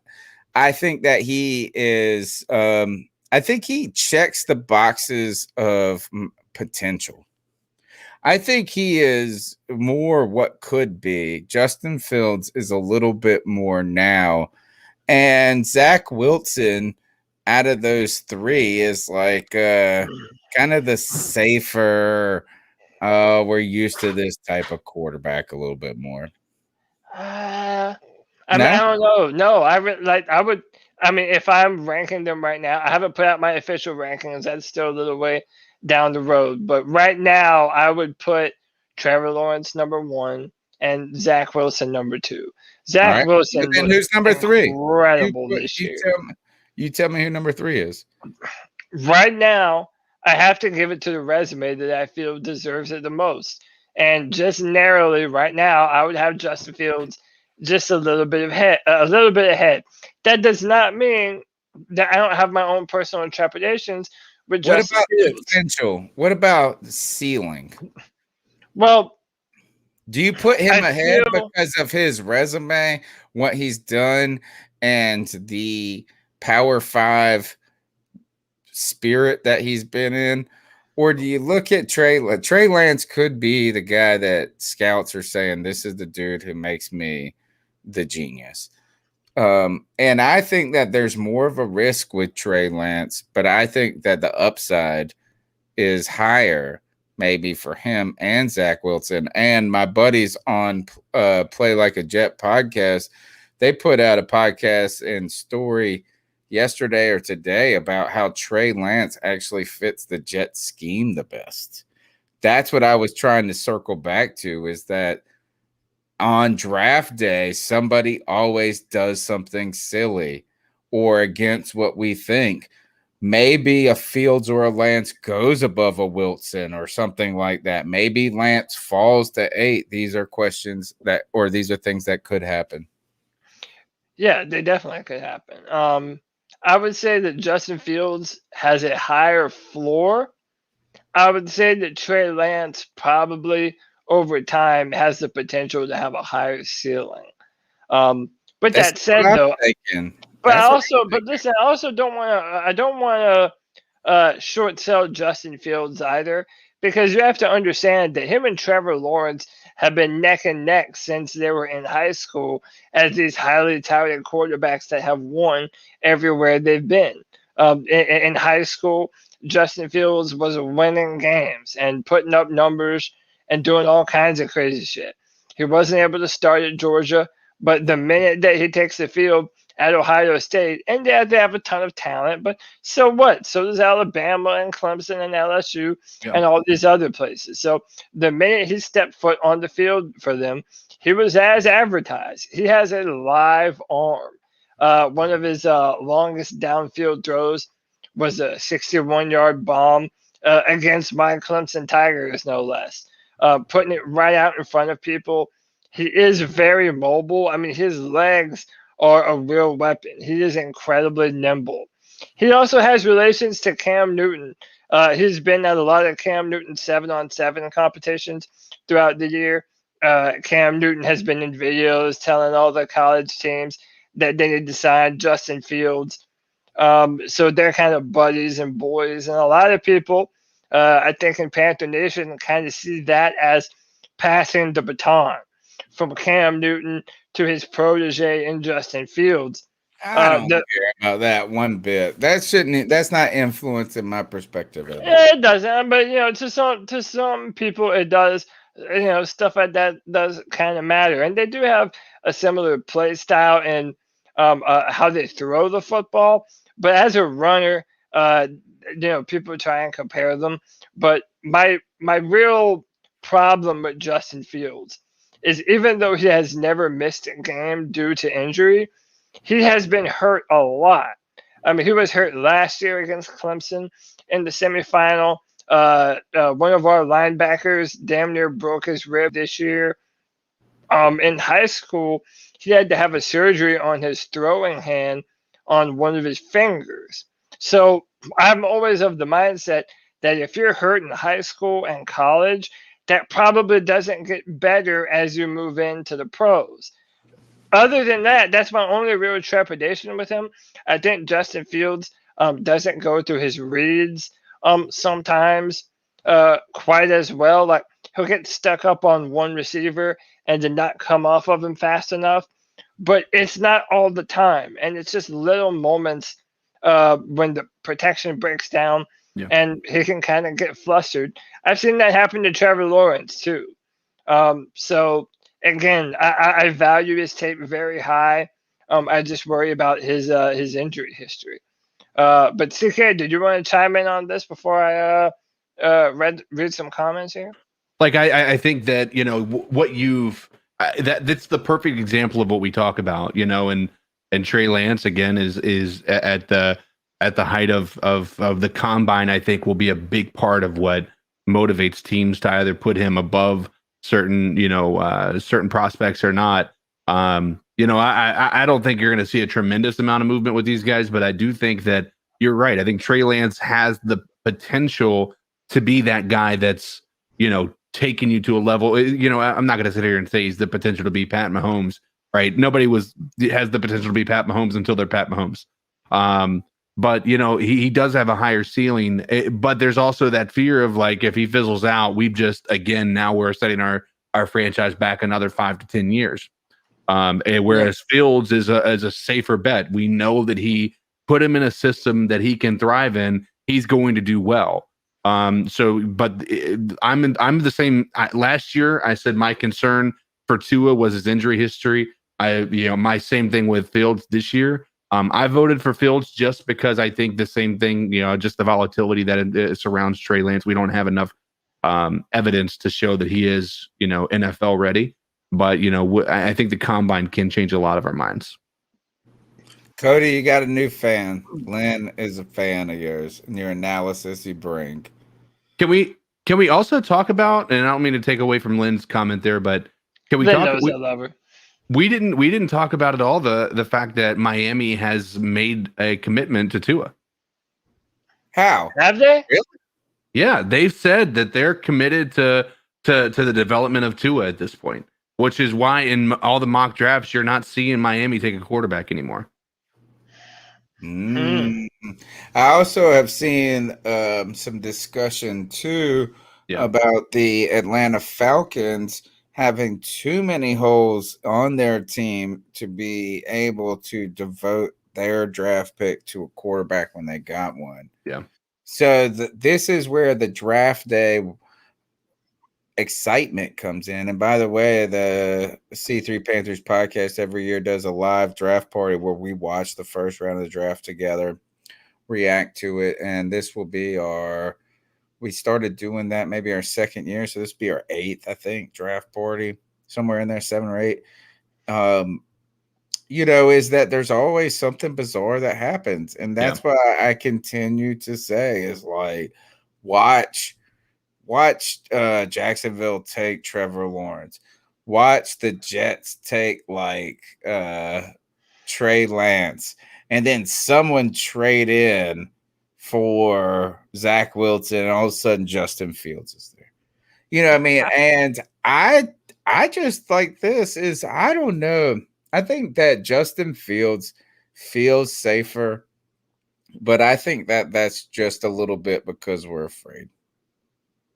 Yeah, I agree. I I'm think that's not part of it as well. overly impressed with him. He's very good, but I don't know. He doesn't get you excited. This is what I would say to. So listen, I've been listening to a bunch of people this draft season already telling me, "Oh, Zach Wilson, I don't like him. His pocket was too clean." Or Trey Lance, and he plays for the Bison. They're not even Division I. Or, oh, dude, these Ohio State quarterbacks, they never work out, man. Look at the history of slubs they've had come through there. My thing is this, and I don't care who it is. If you don't like a player, I just want you to be able to tell me why. Tell me what about them you don't like. So, for example, I don't like Matt Jones and Kyle Trask. I can tell you why. Because they're not mobile. I think that today's NFL is dependent upon quarterbacks that can move the pocket and make a play when the pocket breaks down.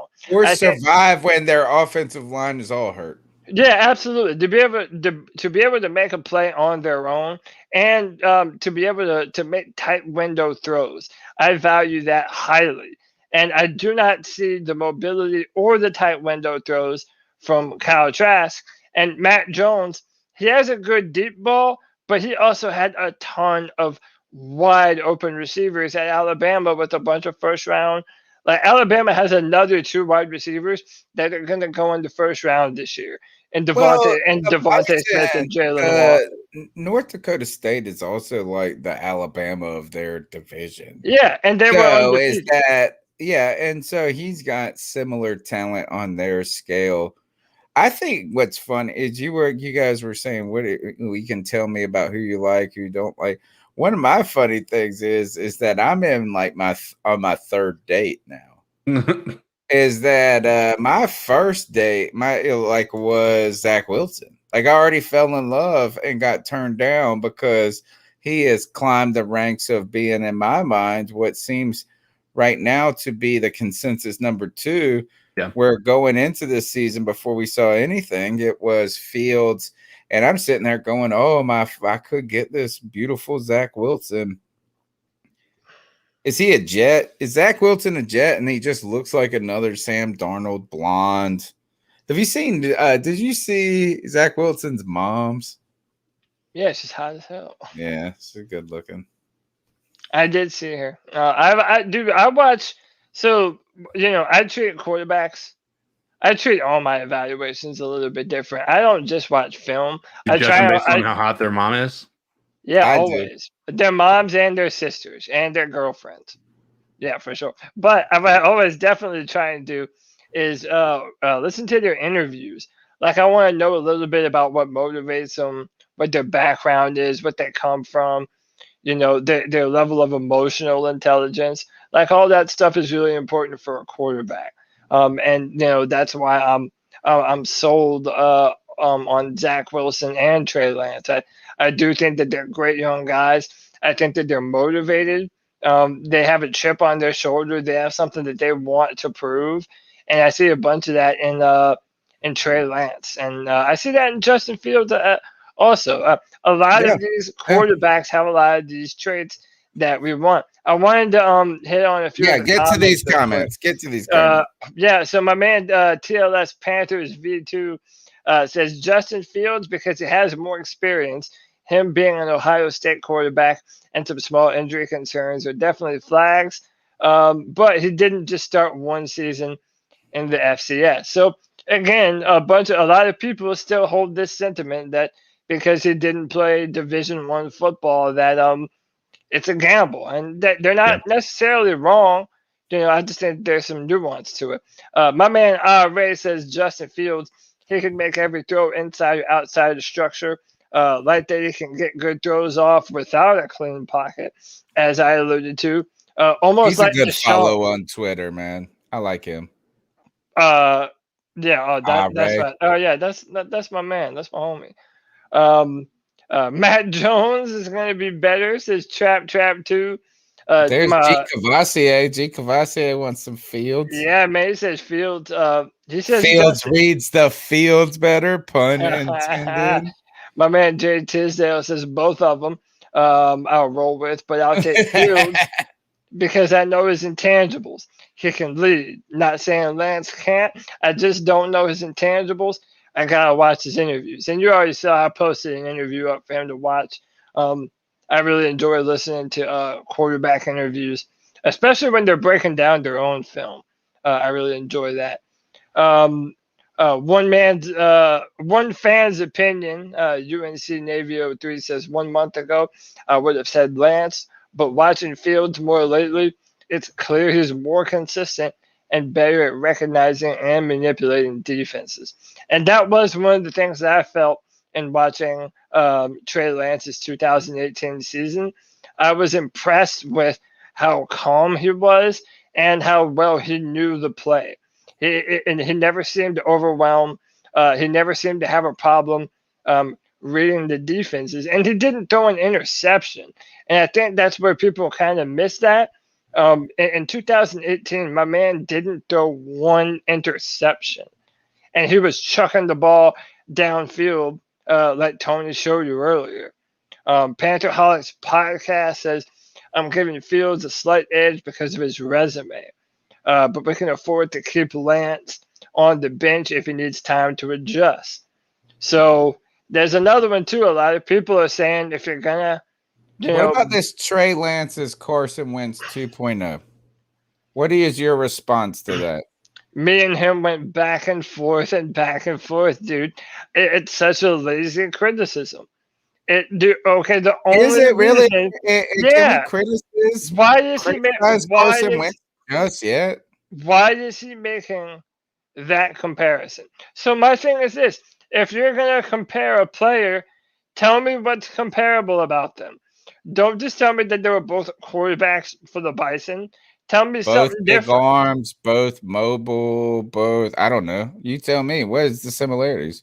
I think that if anything, I think the league's given up too quickly on Carson Wentz. I can understand the trepidation. I can understand the concern with him, but to toss a guy to the wayside after one season of just a shitstorm that was the Philadelphia Eagles.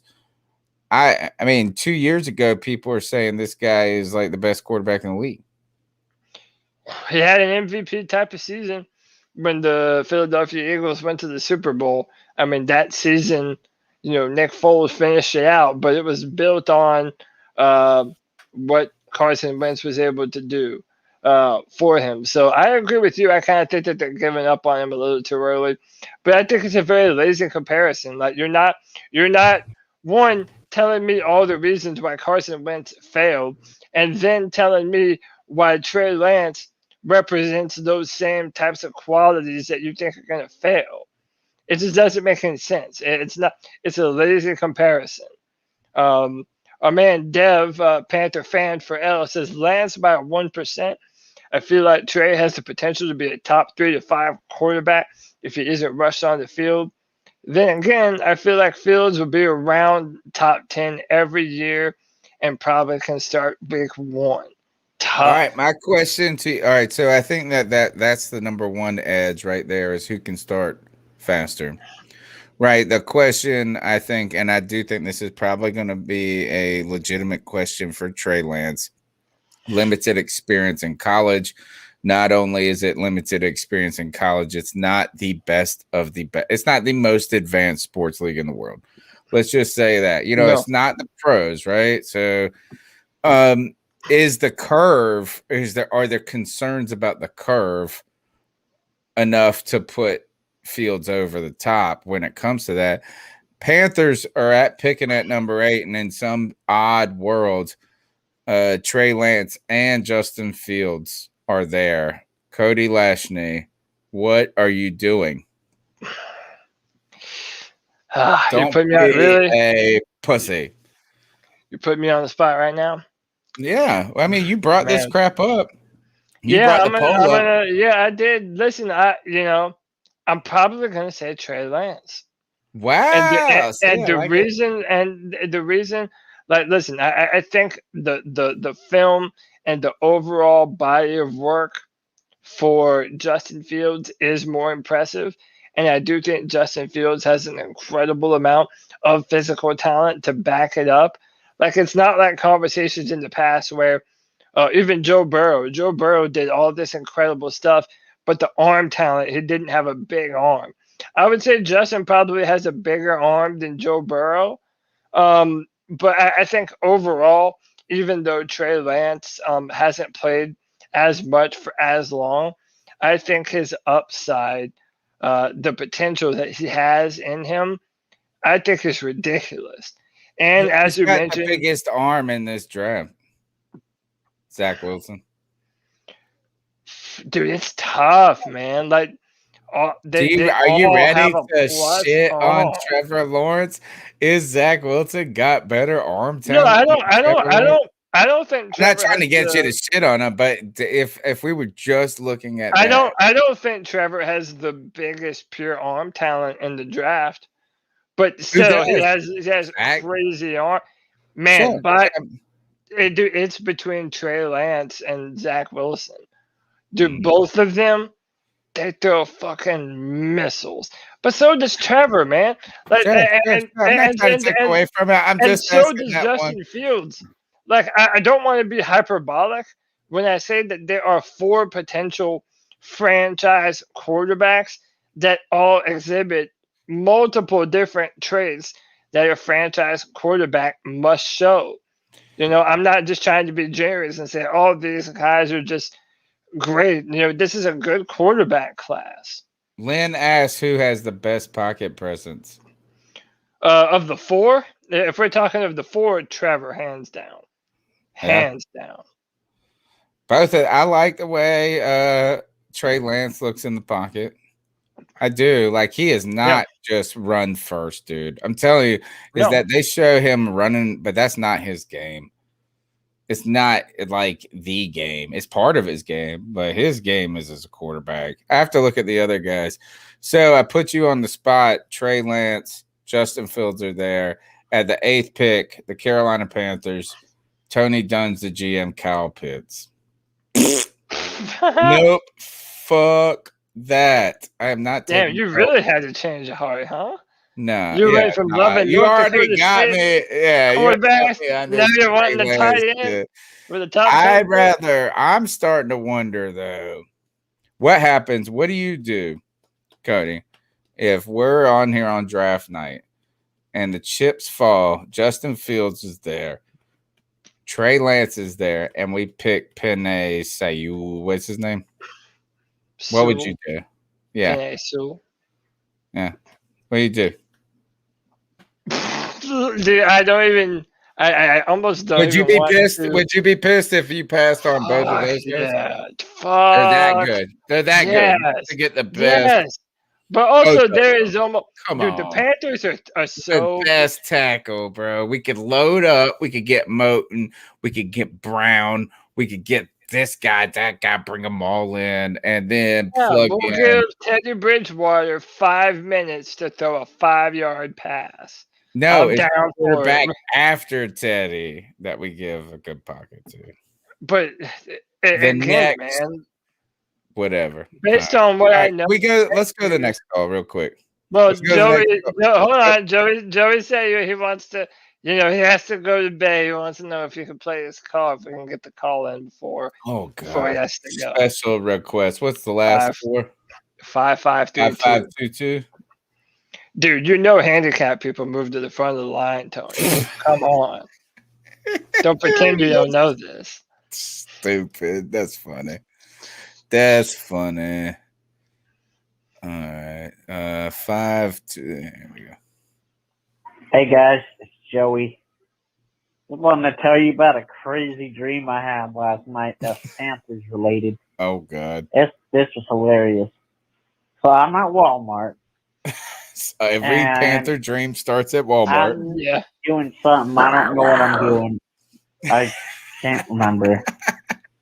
But I'm at Walmart nonetheless. And all of a sudden, I hear on the intercom,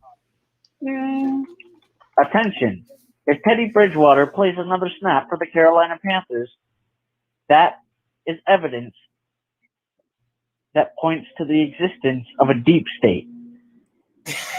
And it was a girl that said that.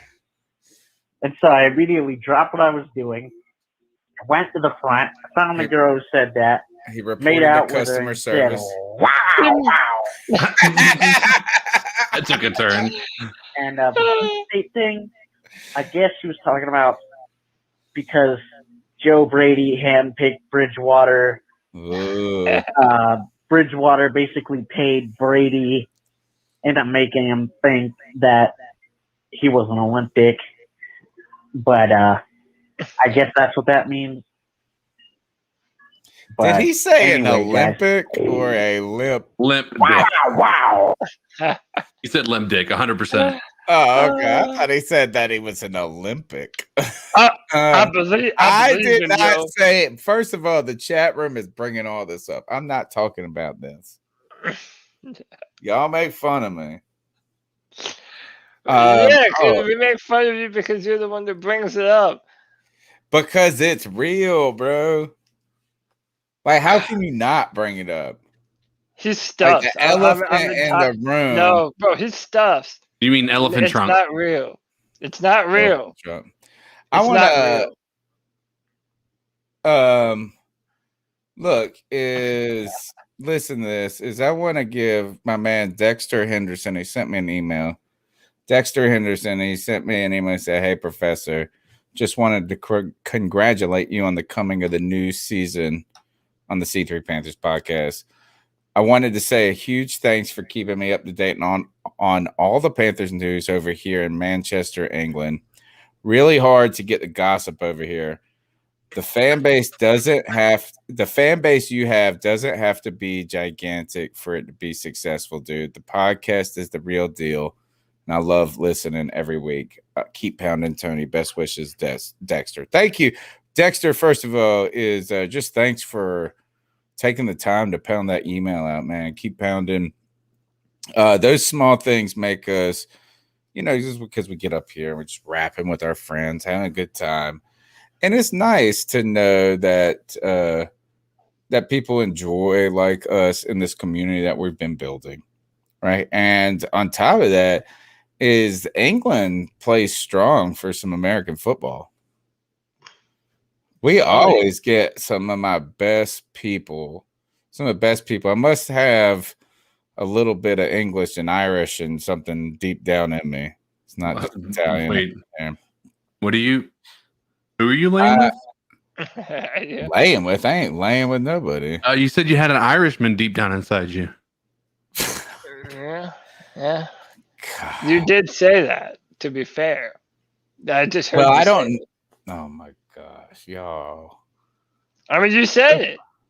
He did. He didn't say anything. I mean, you said it, though. You did say it.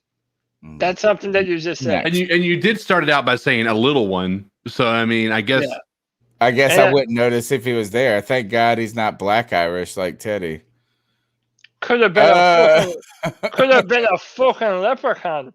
Oh, yeah. Next go. Yo, guys, it's Nick. Cover me for a second. It's Tuesday afternoon. What's up, Nick? Because he backed out. Sorry, I'm back. The Carolina Panthers may be interested in trading Teddy Bridgewater. Hell yes. CMC, 3 first-round picks for Deshaun Watson. That's Now, that's the quote of the I'm not David opposed to the Teddy Bridgewater Newton, right? trade, which, I don't Good think night, anybody Lane. would Thanks be for joining opposed us. to it. CMC, I'd be okay with trading CMC. We got Mike Davis. While I would love to have CMC with us, get the guy that we need, I'm okay with giving him up. But then to give up 3 first-round picks on top of that, I feel like that's too much. I feel like it should be Teddy Bridgewater, maybe Dante Jackson, maybe Robbie Anderson, one of those guys. Somebody who plays a role and does a halfway decent job, but is not over the top. Once you start factoring in CMC and 3 first-round picks, like that could be a trade all in itself. But the only way that we'd be able to make it happen is if we also got rid of Teddy Bridgewater. So, I'd love to hear what your guys' thoughts are on that.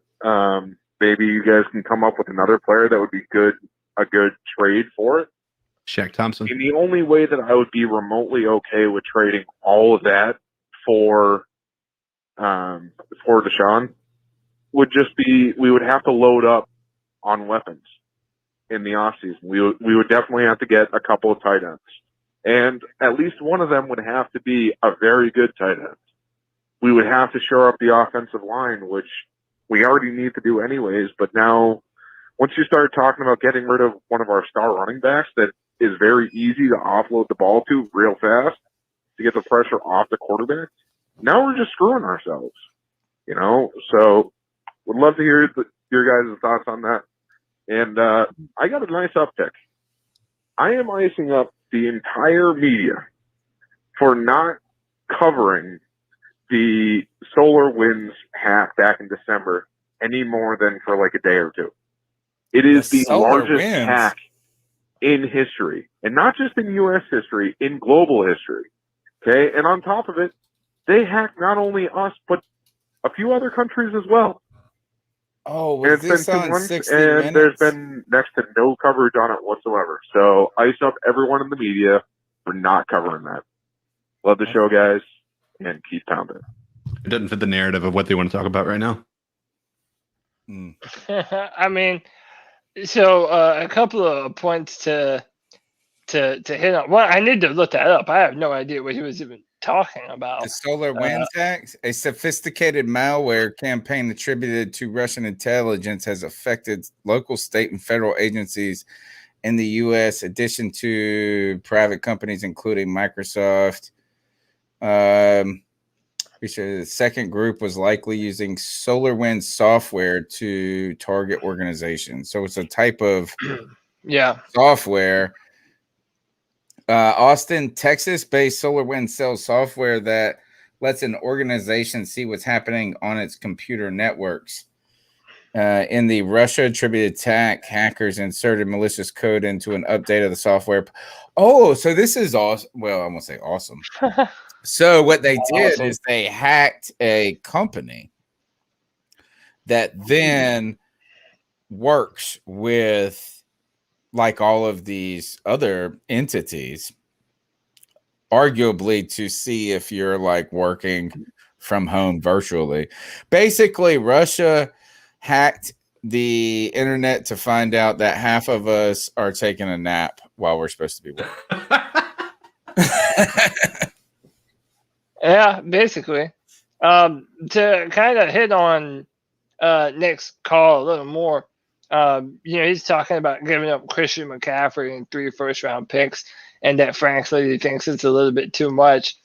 And it is steep. And listen, let's for somebody who is as critical of Christian McCaffrey and his contract, like I'm not dumb. I can admit that a combination of Deshaun Watson and Christian McCaffrey is better than just Deshaun Watson by a lot.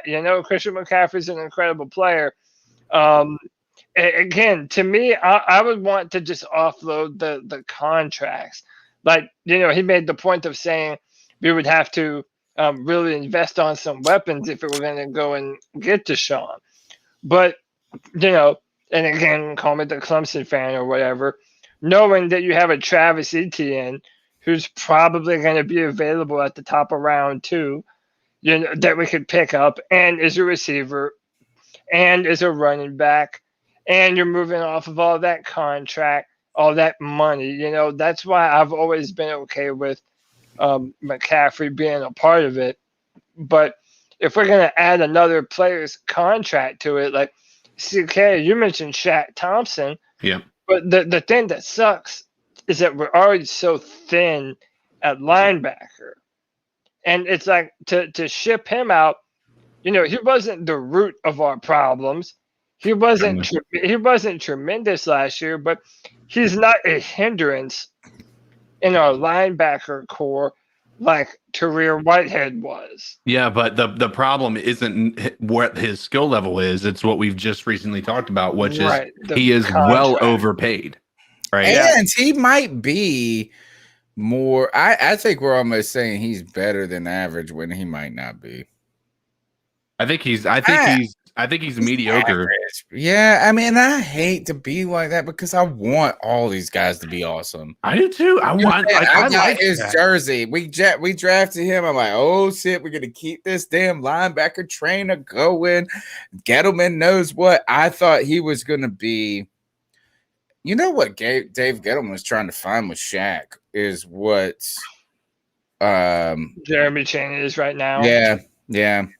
That's exactly what I was looking for. How mad does that make David Gettleman, though, that he wasn't the guy who found that Jeremy Chin? Too early on it.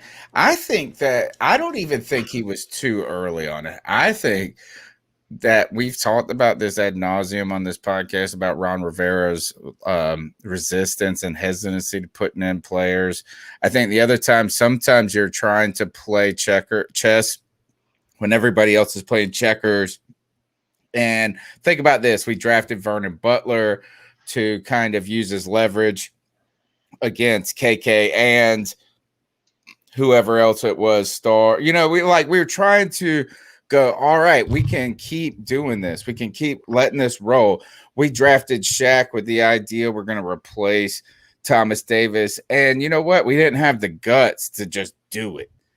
And so the years that Shaq would have been just like exhilaratingly good, he was playing a backup role. So, I don't want to blame it on Shaq, but like he is not Levante David. No, he's not. No, he's not. No. And he used to be more electric. Who knows? Maybe he's dealing with injuries. I tell you one thing though is the team likes him a lot, and if they don't like him a lot, they sure know his contract is a hindrance, and they're making him a leader no matter what. Yeah. He was giving out game balls like crazy this year. They made him the centerpiece. So maybe I'm wrong. Maybe it's just like you guys have said it. CK said it. Cody, you said it. Is sometimes it's hard to judge one player when everybody else around him is playing like shit. But I did not look at Shaq going, oh, shit, that mug's making plays. No one ever really has. And I still have first 2 years, he was instinct. I feel like some of the most vivid memories I have of him are tackles that he didn't make. I remember him in 2015. Remember in 2017? Playing against Fitzgerald. Remember he was lying. He didn't wrap up on Kamara in the Superdome on the goal line in 2017 when we went into New Orleans. Like he didn't wrap up on the tackle, put his shoulder into Kamara, and Kamara, he does his voodoo shit, bounces off, and just strolls right into the end zone because Shaq couldn't wrap up. Yep. Yeah, it's Look, if anything, we're just desperately pleading for Shaq to work out because we saw Vernon Butler not. Is that we've been through too many of these misses. We've had a tough run over the last 5 years, I would say, in missing some high level players. Our first rounders, yeah. I mean, or even our first two rounders. I mean, you look at Kelvin Benjamin. You look at Devin Funchess. You look at Shaq Thompson. You look at Vernon Butler. I mean, there's who's the Love? I don't know. Was he Little? Sorry, yeah, Little. Yep, Little. Was Greer third or second? I feel like second. Wasn't third. Was he? Third. I know he's our third pick, but didn't we trade up into the second to get him? Nah, that was Little. Okay. But yeah, nonetheless, I mean, we need. Well, we're not going to walk down the road of draft mishaps again. But the fact that Shaq Thompson is like the best, he's not. Is Brian Burns is the best. In fact, that's probably our most. I would say Brian Burns has turned out better than DJ Moore. Yeah, I would agree with that. What do you say about that? I would agree with that, but that's because Brian Burns' success wasn't reliant on a quarterback being able to get the ball to him. It was also reliant on him getting in the rotation. Like he's only played a year, like a year and a half. You're talking about Brian Burns? Yeah. 52 snaps like his first year. I mean, I don't want to take anything away from Brian Burns, but if you're going to compare the two, I mean, DJ Moore. I would rather have Brian Burns than DJ Moore. I mean, I can understand that. You know, I'm not going to sit here. I mean, I think you need to have a great defensive end. And in this, when you're having to deal with some of these quarterbacks, especially with what Cody was talking about, the prototypical quarterback that is considered a great quarterback now is one that's mobile. If you don't have pressure coming from the outside, you're not really going to be able to stop some of these guys. And you saw that, you know, a lot with Patrick Mahomes up until he didn't have an offensive line to stop the defense. But that's exactly what we talk about, is like, if you don't have that defense to get to the quarterback quickly, he's going to be able to make magic happen. They didn't let Mahomes do magic. They almost got a couple times because of some ridiculous throws, but like, I think Brian Burns without question, but I think we're also judging DJ Moore on a handicap. Both of them were at like 16 to Brian Burns to me has superstar written. What do you mean 16? Like at 16th pick around no, that. No. DJ Moore was like late because it was our 23. Was it 23 maybe? Yeah, it was like 23, 24. He was the first wide receiver. He was, in the draft. And that's why we were surprised we were able to get him. No wide receivers be taken. There wasn't. I remember because it was Calvin Ridley and DJ Moore, and none of them. And they went back to back, right? Didn't we? I thought they were both mid round. I thought they were both around. It was at the end of the draft. It was after the 2017 season, so we were in the playoffs. No, so you're saying that we got DJ later because we were in the playoffs that year. Yeah, exactly. And then we got Burns at 16. Okay. All right, the number's 2. Look, smash the thumbs up button. Be a part of the show. The number's 252-228-5098. Let's go to the next call. Hey, guys. This is Chuck from Elizabeth City giving you a call. Probably going to be one of 2 calls a day. I guess this is the call Let's do it. Since it's slow time, off season, not a lot of news. Just got thinking about you guys since I've experienced the show now for this past few months. I've enjoyed it immensely. I know that Cody is a big Clemson fan. So other than the Carolina Panthers, what one sports team or what one activity do you guys love to do or interested in outside of the Panthers? Tony, and I know you support the East Carolina Pirates. I'm a grad myself. But one thing, CK, Greg, I know one of you guys has got a bunch of Star Wars or a bunch of Marvel comic figures on your wall. That's great. Just what one thing do you guys, each individually, if you're not following the Panthers, that you follow? Me, myself, I'm a huge sports guy, the Carolina Hurricanes after the Panthers. And I know it's a little off topic. But during y'all season, there has to be a way to divert your attention, whether it be a musical interest like my band Clutch I love listening to, or just anything else, whether it be the love of food or maybe you like to knit clothes. I don't know what you guys like to do. But it has to be something outside of the Panthers to take your mind off a slow off season. Anyway, guys, I'll get back up with you later. Oh, nice. I like this call. All right. This is a great call. Man. Great call because we get to know each other. CK, you can't say play video games, but you can. First of all, CK is the master. He is the worst 150 game winner on Call of Duty in the world. That's his words, not mine. He is the master of streams. But what are your things, CK? I think right now Gaming, obviously.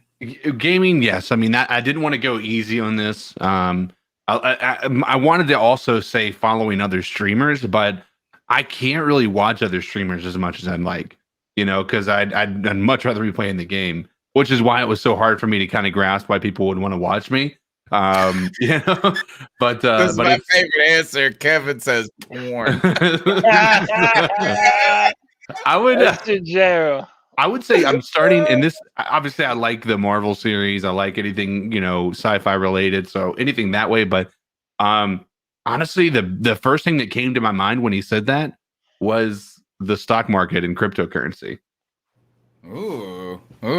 Are you going to sell your Doge coin? I sold 500 of it when it was up, and then so I'm just dealing with I still have 14,000 Dogecoin that I don't even like. I'm playing with house money at this point. House money, yeah, because I've sold the amount that I put in when it was up at its highest peak, and so it's dropped back down now, which is actually I'm glad that it did at this point, not before I sold the 500. It's because damn Elon Musk is an inside trader, dude. Yeah. He's that whatever he is bipolar. It's the real life Tony Stark.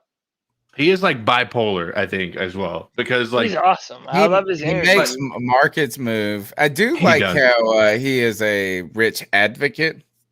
Like I do think we need like rich warriors more. Yeah, where it's fighting for the big guys. No, not like fighting for them, but like fighting for their unique causes. Like, you know what I'm saying? So they're like, I've got $90 billion.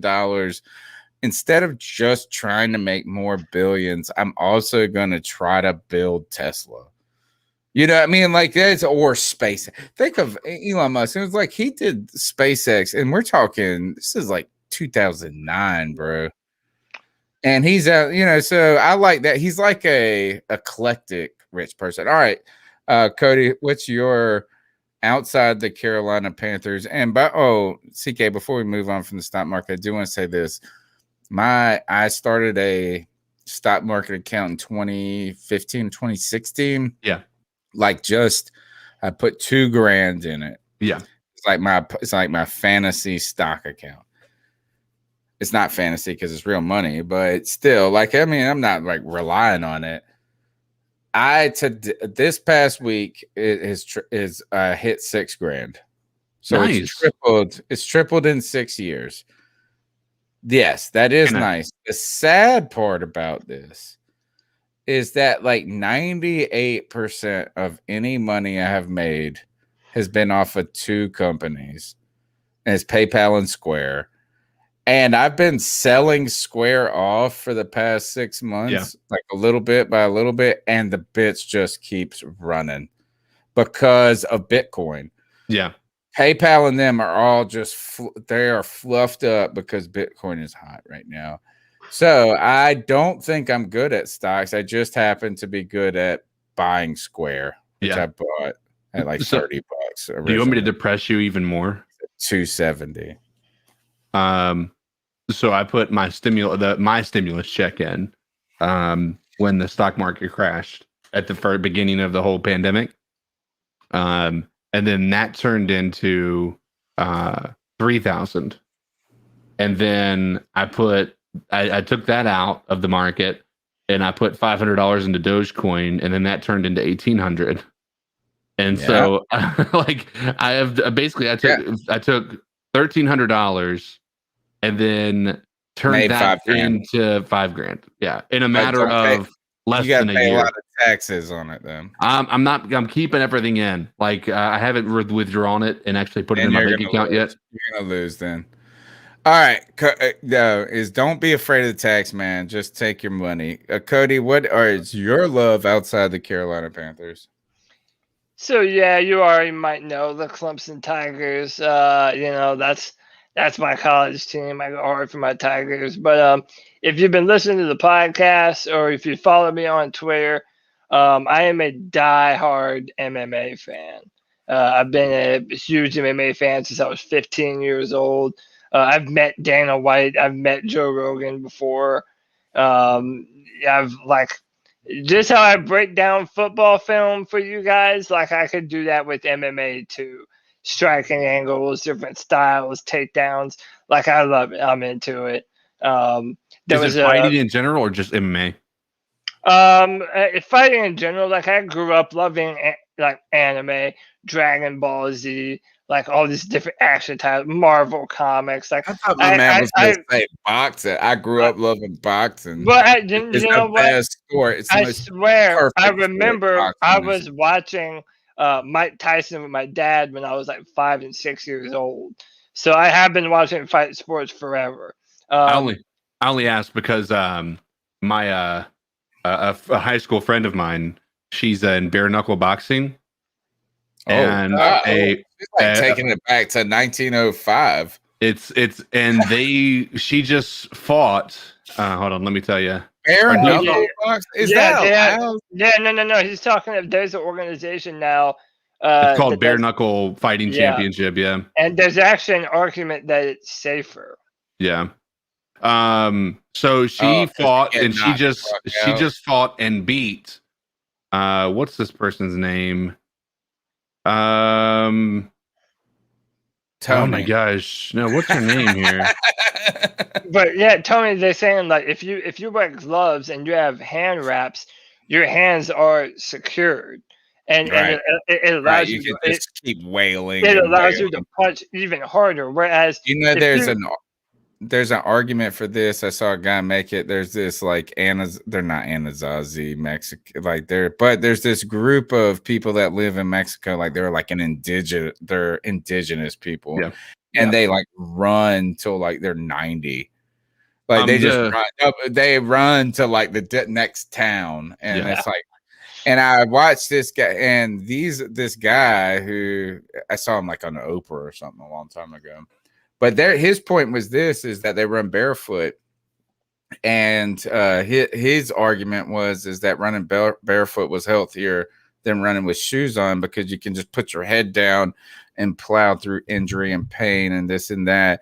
While if you run barefoot, like you're worried about where you're stepping and it's just more intentional. I assume that's the parallel you're making with bare knuckle boxing. Well, but aren't your shoes, like I heard someone say that, like the natural arches of your feet, like your feet are built that way for a reason. And when you're wearing this big, I got bad feet, bro. And when you have this big padded shoe, it's like your foot isn't interacting with the ground. Yeah, you heel pain. Yeah. That's what they're saying. Like your foot, instead of on the balls of your feet. Right, your foot doesn't interact with the ground like it should. But man, it was Paige Van Zant. Wait, you know her? No, my friend beat her in bare knuckle fighting. Oh, okay. And then, she signed a contract. I heard about that. Beat that ass, yeah. Paige Van Zant used to fight in the UFC. Exactly, yeah. Yeah, and then she's not very good. To be very, very frank with you. Well, she could beat my ass, I'm sure. She needs to be a model or something. She's fighting is not her thing. But Tony, what's your mine is all right. So I got a lot. First, I saw my mom in the chat room. So first, I love my family. Number one, I'm an Italian kid, so I love my mom's number one. She's the most important person to me. Don't tell my wife that. All right. No, don't worry. We're not gonna say anything to her. Yeah. No. We won't message her. I wear a lot of hats of interest. Right. So number one, I'm a historian by trade. So I like to read and write. My first thing I love to do. Right. And so I'll read about anything from, I'm a nonfiction guy, number one, too. But I'm reading right now. I'm like working on Gulliver's Travels, stuff like that. So I love to read, love to write. My number two is in the kitchen, man. I love to cook. and I cook a lot. Like I cook every day, multiple meals. And even over the pandemic, my new thing has been getting into baking bread, should I say. And then last, I'm into woodwork, like working in the garage, like woodworking and building things. So I just I feel like I have a creative gene in me. Like, and that is, I don't know, it's just, I want to create. Like, is it this podcast? Is it a video? Is it a skit? Is it an essay? I don't know. I just love to create. So that's my thing. All right. So outside of the Panthers and football, and I like this. I go on the radio on Fridays on Pirate Radio. Love being with my family. And the off season is sort of a respite to me when it comes to football. Like, I know I don't like, I want the Panthers to win every game, but it's nice on Sundays to not have to do the post game. Isn't like a low pressure. These things are low pressure in the off season. And strangely, we end up talking even longer than in the regular season. The number's 252-228-5098. Chuck, part 2. Hey guys, this is Chuck from Elizabeth City calling. Just kind of make a comment. I'm sure you get plenty of calls about this today. With Kawaan Short being cut, I mean, we knew it was going to take place. Big cap savings. I guess Weatherly will probably be next. I'm sure there'll be some others. It's about time. I mean, he was serviceable when he was here. But last year, that defensive line played pretty well without him when he was out and the money we had to spend. I really feel that when we do of letting him go, we definitely need to take one guy on the defensive line every draft. One defensive line, whether it be an edge rusher or defensive tackle. We got to at least get a mid-round draft pick if we can to solidify losing someone. The second thing I want to look at here, these reports, and I'm sure it's speculation and it's just clickbait, but, there's this report out here that we're going to trade for Deshaun. And we're going to give up 3 first-rounders, Bridgewater and McCaffrey. Now, I'm going to go on that with McCaffrey. I know some of y'all are willing to do it. David Newton news. I would take the deal if it was 3 first-rounders and Bridgewater. We know we give up the 8th pick this year if we get Watson. That's a no-brainer. We come out ahead in that deal. 2 years after that, giving up a first-rounder, if we're as good as we should be, and if Watson makes that much of a difference, they're late first-round picks if we make the playoffs. So you're talking about high second-round picks, basically. It's definitely worth it. We definitely got to drop Bridgewater with the salary. I don't even know I used to want him, but maybe it would help. McCaffrey is a deal breaker to me. I know his salary would hurt to carry on and Watson, but I just think that the duo with them in the backfield for Carolina would be incredible with our offense. That's a no deal with me if we get rid of McCaffrey.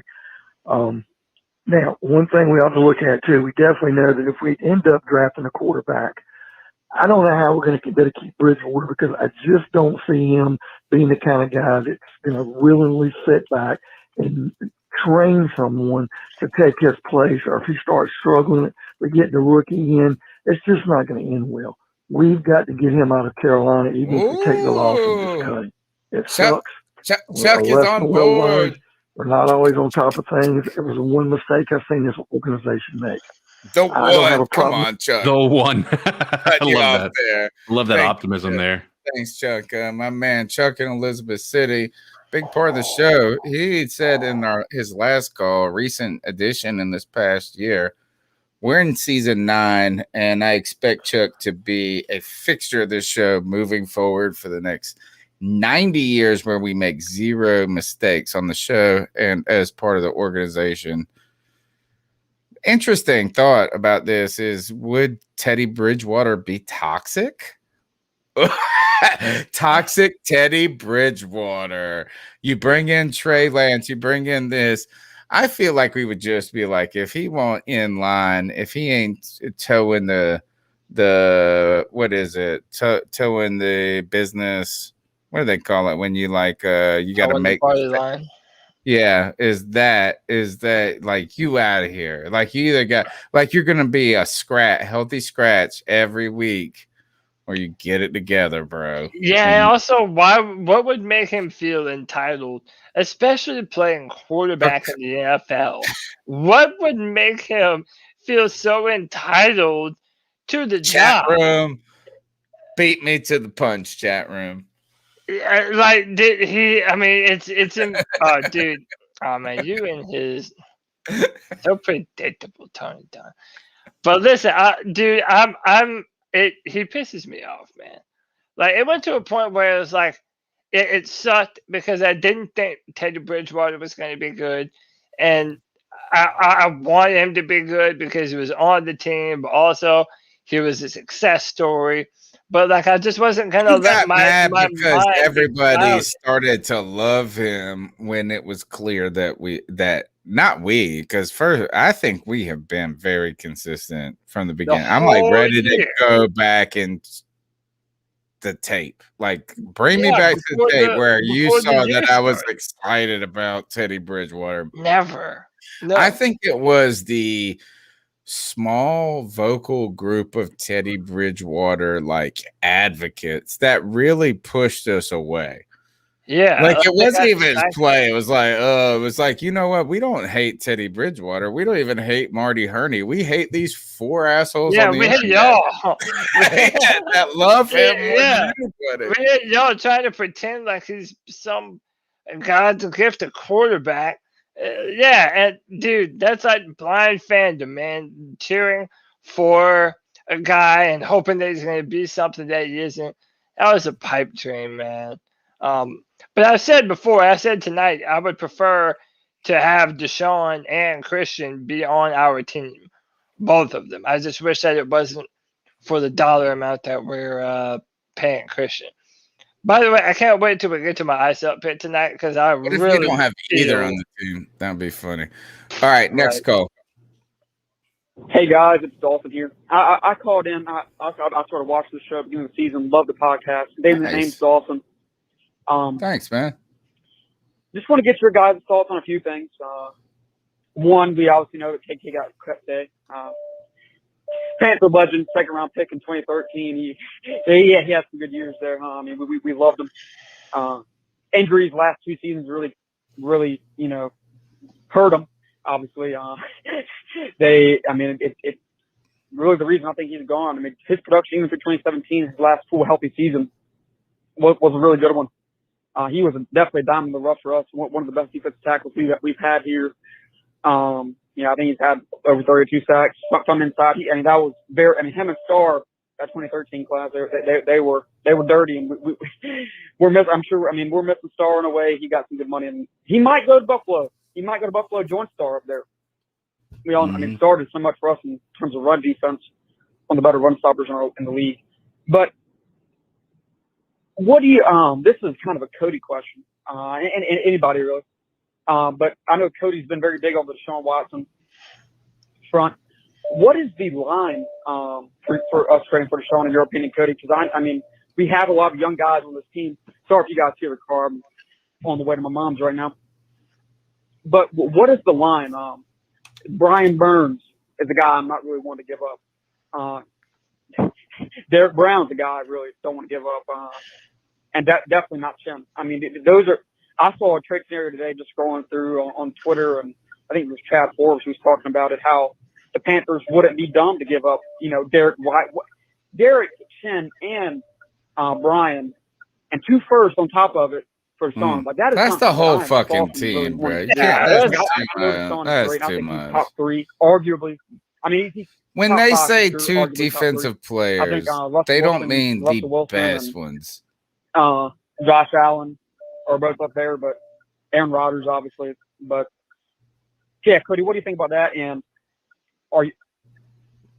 if it does come down to, like, I don't want to trade up for the third pick in the draft. It would suck so much just because we won that game against Washington. We'd have to give up another first round pick to move up, most likely, or later assets, which will be frustrating for me. I think we can get a guy like Trey Lance at 8, and if we're not going to get quarterback, as much as I don't like Teddy, I'd rather us not do something dumb like trying to give up our 8th pick for Stafford and just deal with another year of Teddy, get out of his deal next year cheap, and try and bring in Patrick Surtain or something like that this year.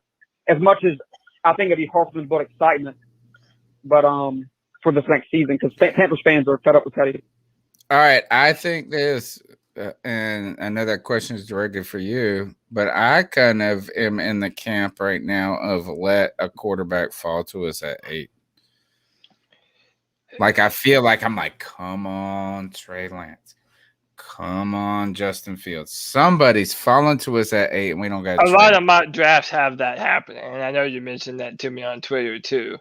And I've seen it. I've seen a lot of them with Trey Lance falling to us. Falcons can't pick a quarterback. They can't. They can't trade Ryan. We don't know that. I think right now things are actually starting to look good. I agree with you in saying that it does look more favorable that we might be able to just stay there. But the fact that it's not guaranteed, you don't want to have your dick in your hand at the last minute, thinking that one's going to fall to you and then the top 4 are gone, But to answer his question specifically, though, where is my line? Basically, all 3 of the players that you mentioned, Brian Burns, Derek Brown, Jeremy Chin, because it's at the point where it's like, yeah, I would love to have Deshaun on this football team, but I don't want to put Deshaun Watson in a same or similar situation to Cam Newton, where Cam Newton or that Deshaun Watson was already in, where he's having to elevate the talent, run for his life. I would also throw Taylor Moton in that list too, because I think no matter who our quarterback is, it's so important to have a dominant left and right tackle, and those are hard to come by. So no matter who the quarterback is, that guy is valuable. It's a quarterback sport, but dude, it takes 11 guys at a time working in unison, and we can't just mortgage our entire defense to bring in Deshaun Watson. That's why I'm okay with doing it for maybe a player, maybe one player and a few picks, later on down the road. But yeah, I definitely draw the line at Brian Burns. How about this? Out of all those names, to me, Brian Burns is the most important of those 3. For me, it's Burns and Chin. Like, I need both of those guys on my team going forward. Moton, we need him, but you got to sign him. So if you don't sign him, who gives a shit? Here's the draft order: Jacksonville, New York Jets, Miami Dolphins, Atlanta Falcons, Cincinnati Bengals, Philadelphia Eagles, Detroit Lions, Carolina Panthers at 8. The team that really scares me here and screwing up our efforts is the Philadelphia Eagles. And those assholes who have Carson Wentz on a giant deal, who just got Jalen Hurts. I would hate to have to trade from 8 to 5 just to leapfrog the damn Eagles. That would drive me nuts. But it might need to happen if Cody is right. I'm hoping that Trey Lance falls to us at 8. Justin Fields falls to us at 8. And if none of those do and we stand pat, then we need to get that Penei Sewell dude and think about next year. Let's go to the next call.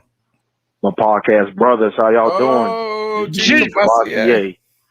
If you guys haven't talked about it already, I want to break it down to people who are now just tuning in. Breaking news.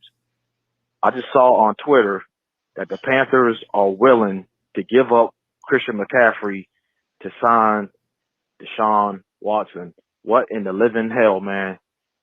That shit does not look good. I would not do that. Even though, in all reality, let's be honest, gentlemen, there hasn't been a player, especially a running back, to get paid $100 million to win the Super Bowl or even get there.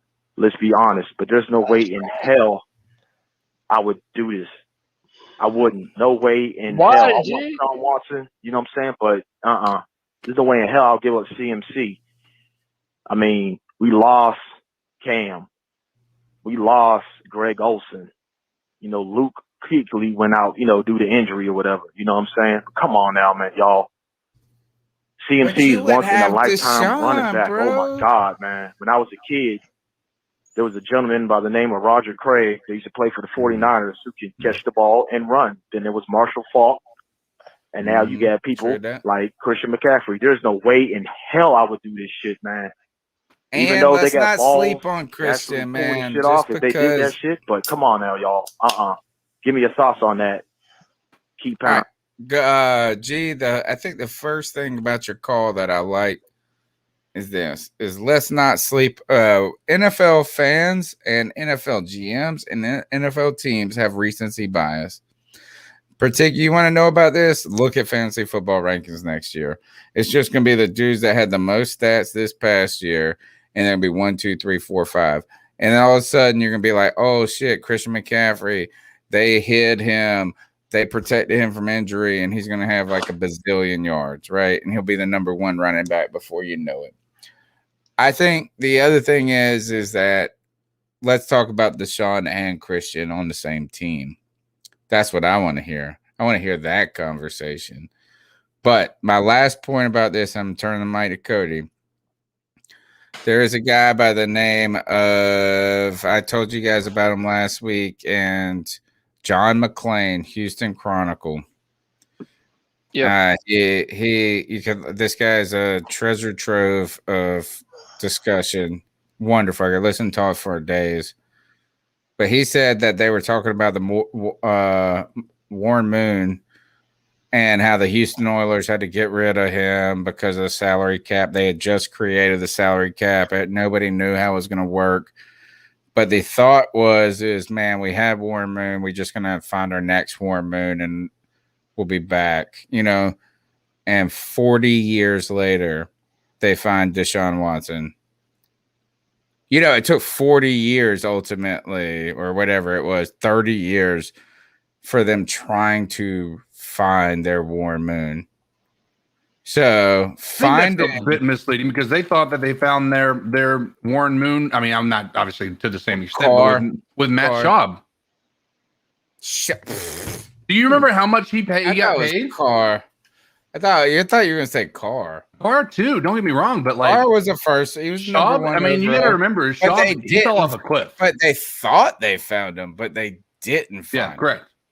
They didn't find him. Deshaun Watson they found him. Yeah. And it's kind of like, I don't know. You just want to punt when you got, what is it? A bird in a hand? Worth 2 in the bush. Yeah. Cody, you got anything to say about that? Because I know you're going to say this. Is Deshaun Watson's better than CMC? Well, he is, man. It's position value. It's like shout out G, but like you're looking at it from a fan. You from a fan's perspective, but that's what this podcast is. No shame in that. But like, it's after losing so many players, we can't lose Christian. But the idea of it is that Deshaun would do more for us than Christian does because the quarterback position is far more important than the running back position. And the evidence has been the last 2 years of Panthers football. Even when we had a good running game, even when Christian was on doing his thing, we didn't have a quarterback, so it didn't amount for much when we wanted to pass the football. What if he could pair the two and marry them? Like that would be listen, that's the dream. Like that is the dream. That's why, again, I'm conflicted because of the whole contract thing. But yeah, I'm not stupid, dude. Deshaun Watson and Christian McCaffrey in the same backfield. And dude, if somehow we were able to keep Curtis and DJ Moore and Robbie Anderson, like, dude, if we can get some offensive line picks, like all of a sudden this offense is humming in a way that it hasn't been able to do before. So all right, next call. What's going on, C3 Nation? It's your boy Jay Anderson hitting y'all up. Well, Jay. The Panthers getting rid of KK Short. I'm cool with that. I think KK being wanted to leave. I think KK wanted to leave since last year. I don't think KK was hurt. I don't think KK was really hurt. I think KK just it's not hurt. It's just getting fake surgery. Let me try to find a way to get the hell out of here. 'Cause I don't think he want. I don't think he want to be on the team. And who can blame him? The way he was on the contending team. He came in on the contending team. NFC South contending team. And he just, hey man, like it's all good. Shout out to KK for the couple of years that he had a good run with us. He probably do like Kevin Nash and say, "Hey, I'm healthy with another team," and to fall out in some way. So, shout out to him. I ain't mad at it or nothing like that. Another thing. I believe that the Panthers been showing their cards too much by wanting a quarterback because he had to, and I know it's talk and shit. I know it's, all these reporters coming from what they'll call it how they see it, call it desperation. To me, I think that the Panthers show too much of a card that they want a quarterback, and that may have somebody below us to jump in front of us, because even though 8 is a nice spot, being in the top 10 is not a great spot. It's not a good for like a top 5 spot and stuff like that. So you kind of that's why a lot of people are upset about that Washington W. So because we could have probably been in the top. We would have been in number 3. We would have been 3. Number 3 spot and have a short thing like, nah, y'all either have to trade, give us something special, or y'all gonna have to jump over to number 2, which is going to be, jump to number 2, which is going to be tough for any team to get that number 2 spot. They got to trade the house. So hopefully, we end up getting a quarterback. Hopefully, a Fields or Lance falls and we get one of them. All right, y'all holla at y'all. All right, good call, man. Good call. Let's keep pounding through. Yo, Tony, man. Tony, you know that fucking, for one, Newton got a problem with CMC, so he just initiating that beat. I don't know if you already seen the little thing when he's that's talking right. about That's CMC right. saying he said she say shit, and then I'm pausing this. We're coming back to this conversation. We're coming back. Don't worry, the call's not over. But he's right. Yeah, the beef was last week between CMC and Newton, and now Newton's dropping the ball protection. Keep back on the tweets like, "Hold on, man, don't ever put my motherfucking words in your mouth that way I didn't say them." You know what I'm saying?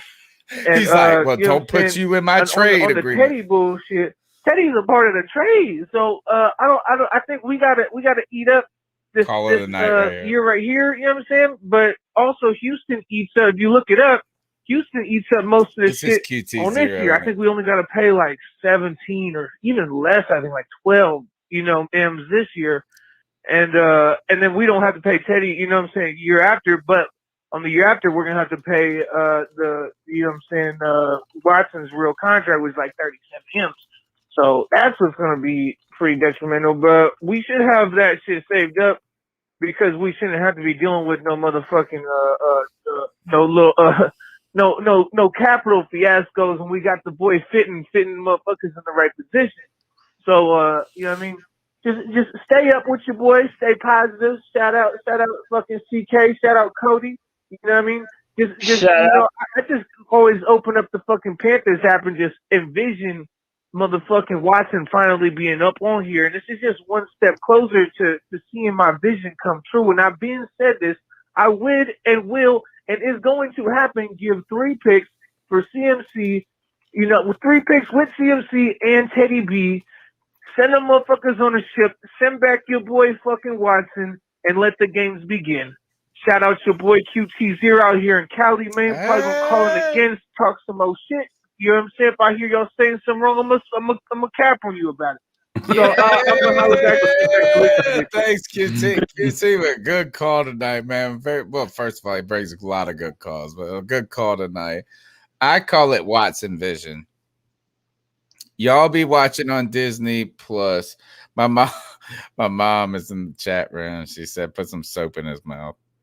She called it, but she said soap award, but that means wash your mouth out with soap. But we were listening, we've been watching that, or some people are watching it. I have not been blown away yet. Watched 3 episodes of it. WandaVision. It's a slow burn to start. I'm gonna let slow burns burn slowly, but I'm calling it Watson Vision. Watson Vision. He's got it. Watson Vision. All right, next call. Hey, what's up? This is Kevin. Yo, I am all down. I'm 100% in on Trey Lance. I think we should get a quarterback in the draft, but I'm fine even if we don't. I don't think we should ruin our future though with draft picks trying to go out and get a quarterback like Deshaun, as much as I would love to see it. Even if we did, I'd still be happy, but I think we should go Trey Lance or no quarterback at all, and just really start to build in the trenches on both sides. All right. You know what is that? Look, that's the kind of safe play. And it's not even a safe play, it's just a logical play, right? Is that if the opportunity is not there, if you pick a tight end, my mother will have to wash my mouth out with soap. That's what I'm saying. Is that the only way I will be upset is that if we get to 8 and we pass, say all the QBs are gone, and then someone traded up and they gave up all this mess, and we didn't want to do it for Trey Lance or whatever, and we picked that left tackle, I'll be on this podcast going, you know what? We're going to build the trenches. We're going to come back next year. We're going to be still searching for our guy and this and that, right? But if we pick a damn tight end or a middle linebacker, I'm going to lose my mind. I would even be okay at 8 taking a straight up lockdown, shutdown corner that falls because all these quarterbacks are being drafted. I would be fine with trading back. But this is what I would not be fine with right now. What Panthers Buzz FSU 23 says, Dak and Marcus def upgrade over Teddy. Yes, they are. But are they an upgrade for the future? We don't know what Dak is going to bring with the injury. Marcus Mariota sounds cool on the face of it. Actually, it doesn't, because I didn't ever think he was that good anyway. But it sounds kind of cool. You're like, oh, we'll get this retread first rounder and we'll do that. No, he's supposed to be paid $20 million next year if he pays 60% of the snaps. Like, he gets paid if he starts. If he's a starter, he gets paid like legit money in the second year. That's part of his contract. So, like, I just don't even want to do that. I'd rather start over. And I would be more open to Sam Darnold. Like, I don't know. I don't think it's a great thing, but I'm just saying this is like, if we're going to get a $2 million guy, like, I would be like, all right, I'd rather kick the tires on him than Marcus Mariota. Yeah. How about that? Well, I mean, I know it's not ideal, but all right. So you have 2 decisions. You don't have any other decision, Cody. You kick the tires on Mariota, or you kick the tires on Sam Darnold. Which one would you do? Darnold, just because he's younger, and you can say that he went to a bad situation. Yes. And you come on this podcast all the time and tell us how situations matter. Yeah, but I mean, there's also no guarantee that do. it's going to work out. No, but there's no guarantee that Mariota would either. There's less of it's almost like saying this is that just getting away from Adam Gase is a good thing. Yeah, I know that's Tannehill, like this and that. All right. Here, next call. Hey, yo, what's up? Yo, what's the deal? I'm just wondering, would y'all trade McCaffrey for Watson? And so, yes, done. Straight up, absolutely. We're signing. Stupid as hell. I don't know what that meant, but yes, sign it. Sign it. All right. Those are all the calls. It's the C3 Panthers podcast. The number's 252-228-5098. We're here next Tuesday. We still got a little bit to talk about. We got our ice up picks. We got some different things. Last thing is Orlando. Tell us about the cat. And someone brought this up on the show, and I'm upset I didn't. It was so late last week. And again, we're getting here late. The guy from the Ravens, the tackle. Tell Orlando me. Brown. Right. So what are the situations that the Panthers could trade for him? Why should they? And ultimately, I think that what is it going to take? Well, so the story is their left tackle is Ronnie Stanley. And Orlando Brown has been playing right tackle for them. And he wants to go back to his original position that he played in college. He wants to play left tackle. So he wants to make a trade. My problem is like, dude, this quarterback thing is an issue for us. Because why are we going to trade picks or whatever to get a left tackle when that's all capital that we're probably going to need to get a quarterback, be it through free agency or in the draft? So it's like, again, it's such inopportune timing to need a quarterback. That's why we need to move heaven and earth to get our quarterback, so that way this doesn't remain a problem. And when situations happen like this, we can capitalize on them. But I would not mind Orlando Brown as a left tackle. What would you do? What would you do if this is Trey Lance falls to us at 8? We pick Trey Lance. Would you then be ready? Would it be opportune at that point to trade next year's first for Brown? Or do you try to build a line more organically without doing that trading? Because here's the thing is I don't even want to trade this year. Like the only thing, maybe I would trade this year's first straight up for him, and that's still a lot. I feel like that's still kind of a lot. Yeah. Like, would you just straight would you straight up trade our 8th pick for him right now? No. The quarterbacks are off the board, right? How about that? We have talked about Deshaun Watson being a proven commodity, right? And how there's value at that. Say all the quarterbacks are off the board. You have a couple options. You got the Penei Sewell, you got the trade back option, or you could just straight up trade the 8th for the Brown kid. Which of those 3 do you do? Or specifically about Brown, what do you do? I mean, and then there's Rashawn Slater, who y'all don't know about yet, who I think is making his case to be the number 1 tackle in this class. Ooh. Yeah, Daniel Jeremiah is kind of on it first, putting it out there, and he's good. His film when he went up against Chase Young the year before at Ohio State, he shut him down completely, which is crazy. But no, I'm not into trading. Let's just get younger. I mean, instead of getting a guy that we're going to have to pay soon, get younger, get cheaper. I think that needs to be the idea. We've had 2 general managers that have ruined this roster and ruined our salary cap, and we need to start making the steps in the right direction to fix it. And again, if we already had an established quarterback, then maybe. But right now, no, I say you go with the young guy, get him on a rookie contract, have a 5th-year option, and take the best player available. I like that. I'm with you on that. All right. Any other things you guys got to get off your chest before we ice some fools up?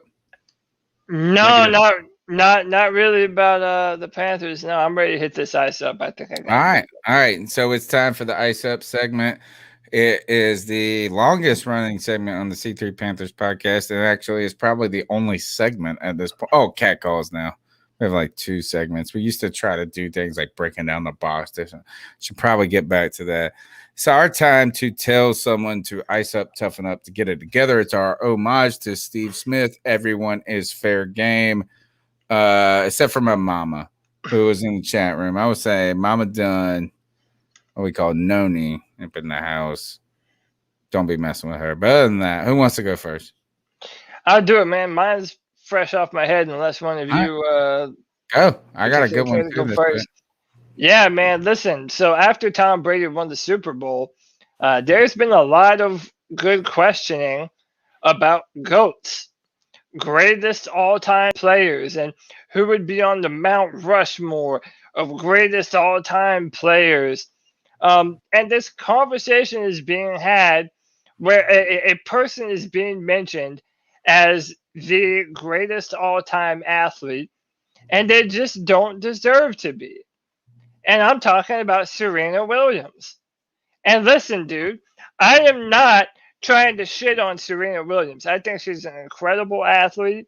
I think that she's easily the most dominant female athlete across all sports that there has ever been. I mean, maybe Miriam Jones in racing, but there have been a few. Maybe Layla Ali in boxing.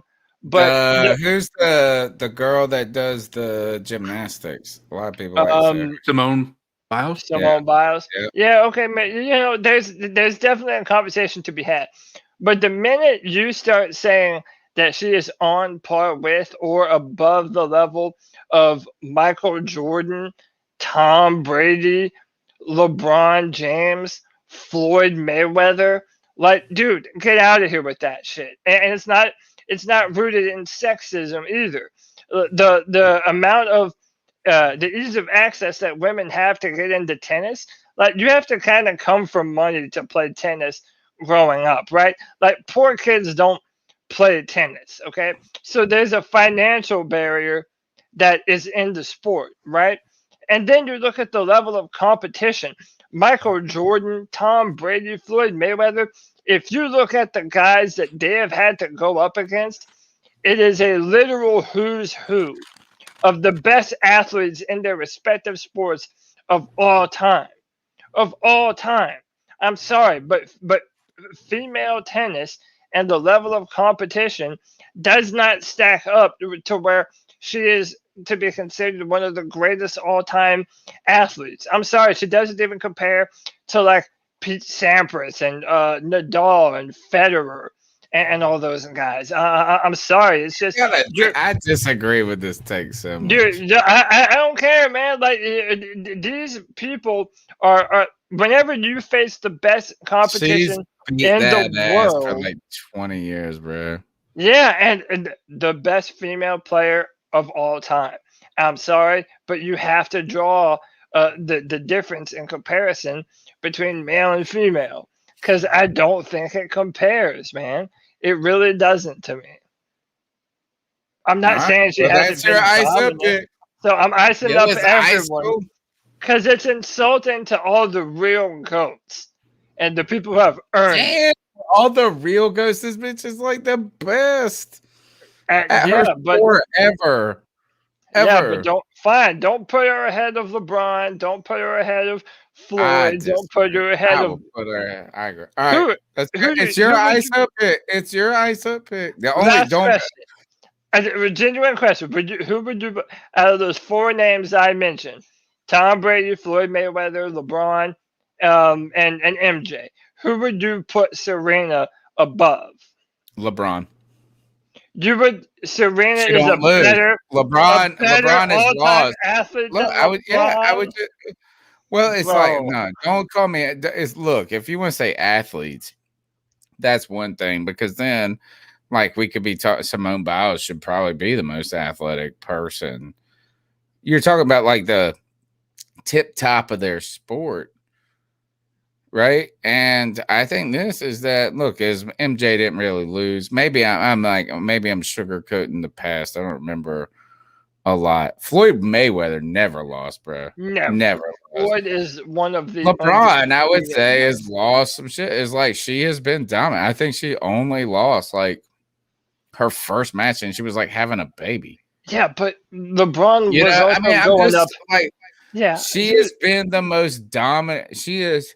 And this is maybe where we should not go crazy about sometimes it's okay to just say this is the best apple pie and this is the best cherry pie. Yeah, maybe a little bit of that. I just don't. You know, is that like I'm gonna say because this. if I said Floyd Mayweather is the best fighter I've ever seen, which I actually do believe, Yeah. right? Is a mugs are gonna come chirping in. Cody's gonna be coming in and saying MMA. These mugs, he could He's the jujitsu best this boxer motherfucker, this of all time. like you could see, but this guy, I was watching this. I love Floyd. I was watching this one video on him. If you just want to go watch cool shit, just go watch boxing on YouTube. It's awesome. But this trainer was talking with Floyd, and he said, "Damn, you could fight in a phone booth, couldn't you?" Like it's like this. It's like this motherfucker ain't getting hit nowhere, bro. Yeah, but no, I think Serena. So I disagree with your ice LeBron up pick. James. It's your ice up pick. It's your ice up pick. He went up against the Golden State Warriors, man. That's who he was losing to. He lost to the Mavericks, I think, or he's lost like 3 championships, right? He ain't lost like just one. All right, it's your ice up pick. Ice up, people that love the best thighs. People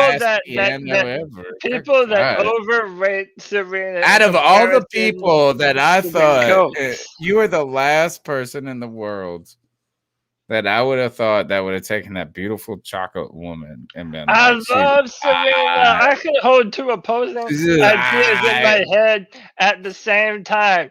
I love Christian McCaffrey, the player, but the man is overpaid. I think Serena is beautiful and dominant, but she doesn't compare to all the real goats, dude. I rest my case. I disagree. All right, I disagree. CK, what you got? I'm like to ice up Cody last. I'm just kidding. Do it. I don't even care. No, I'm just kidding. I didn't have an ice up tonight. Maybe I deserve it.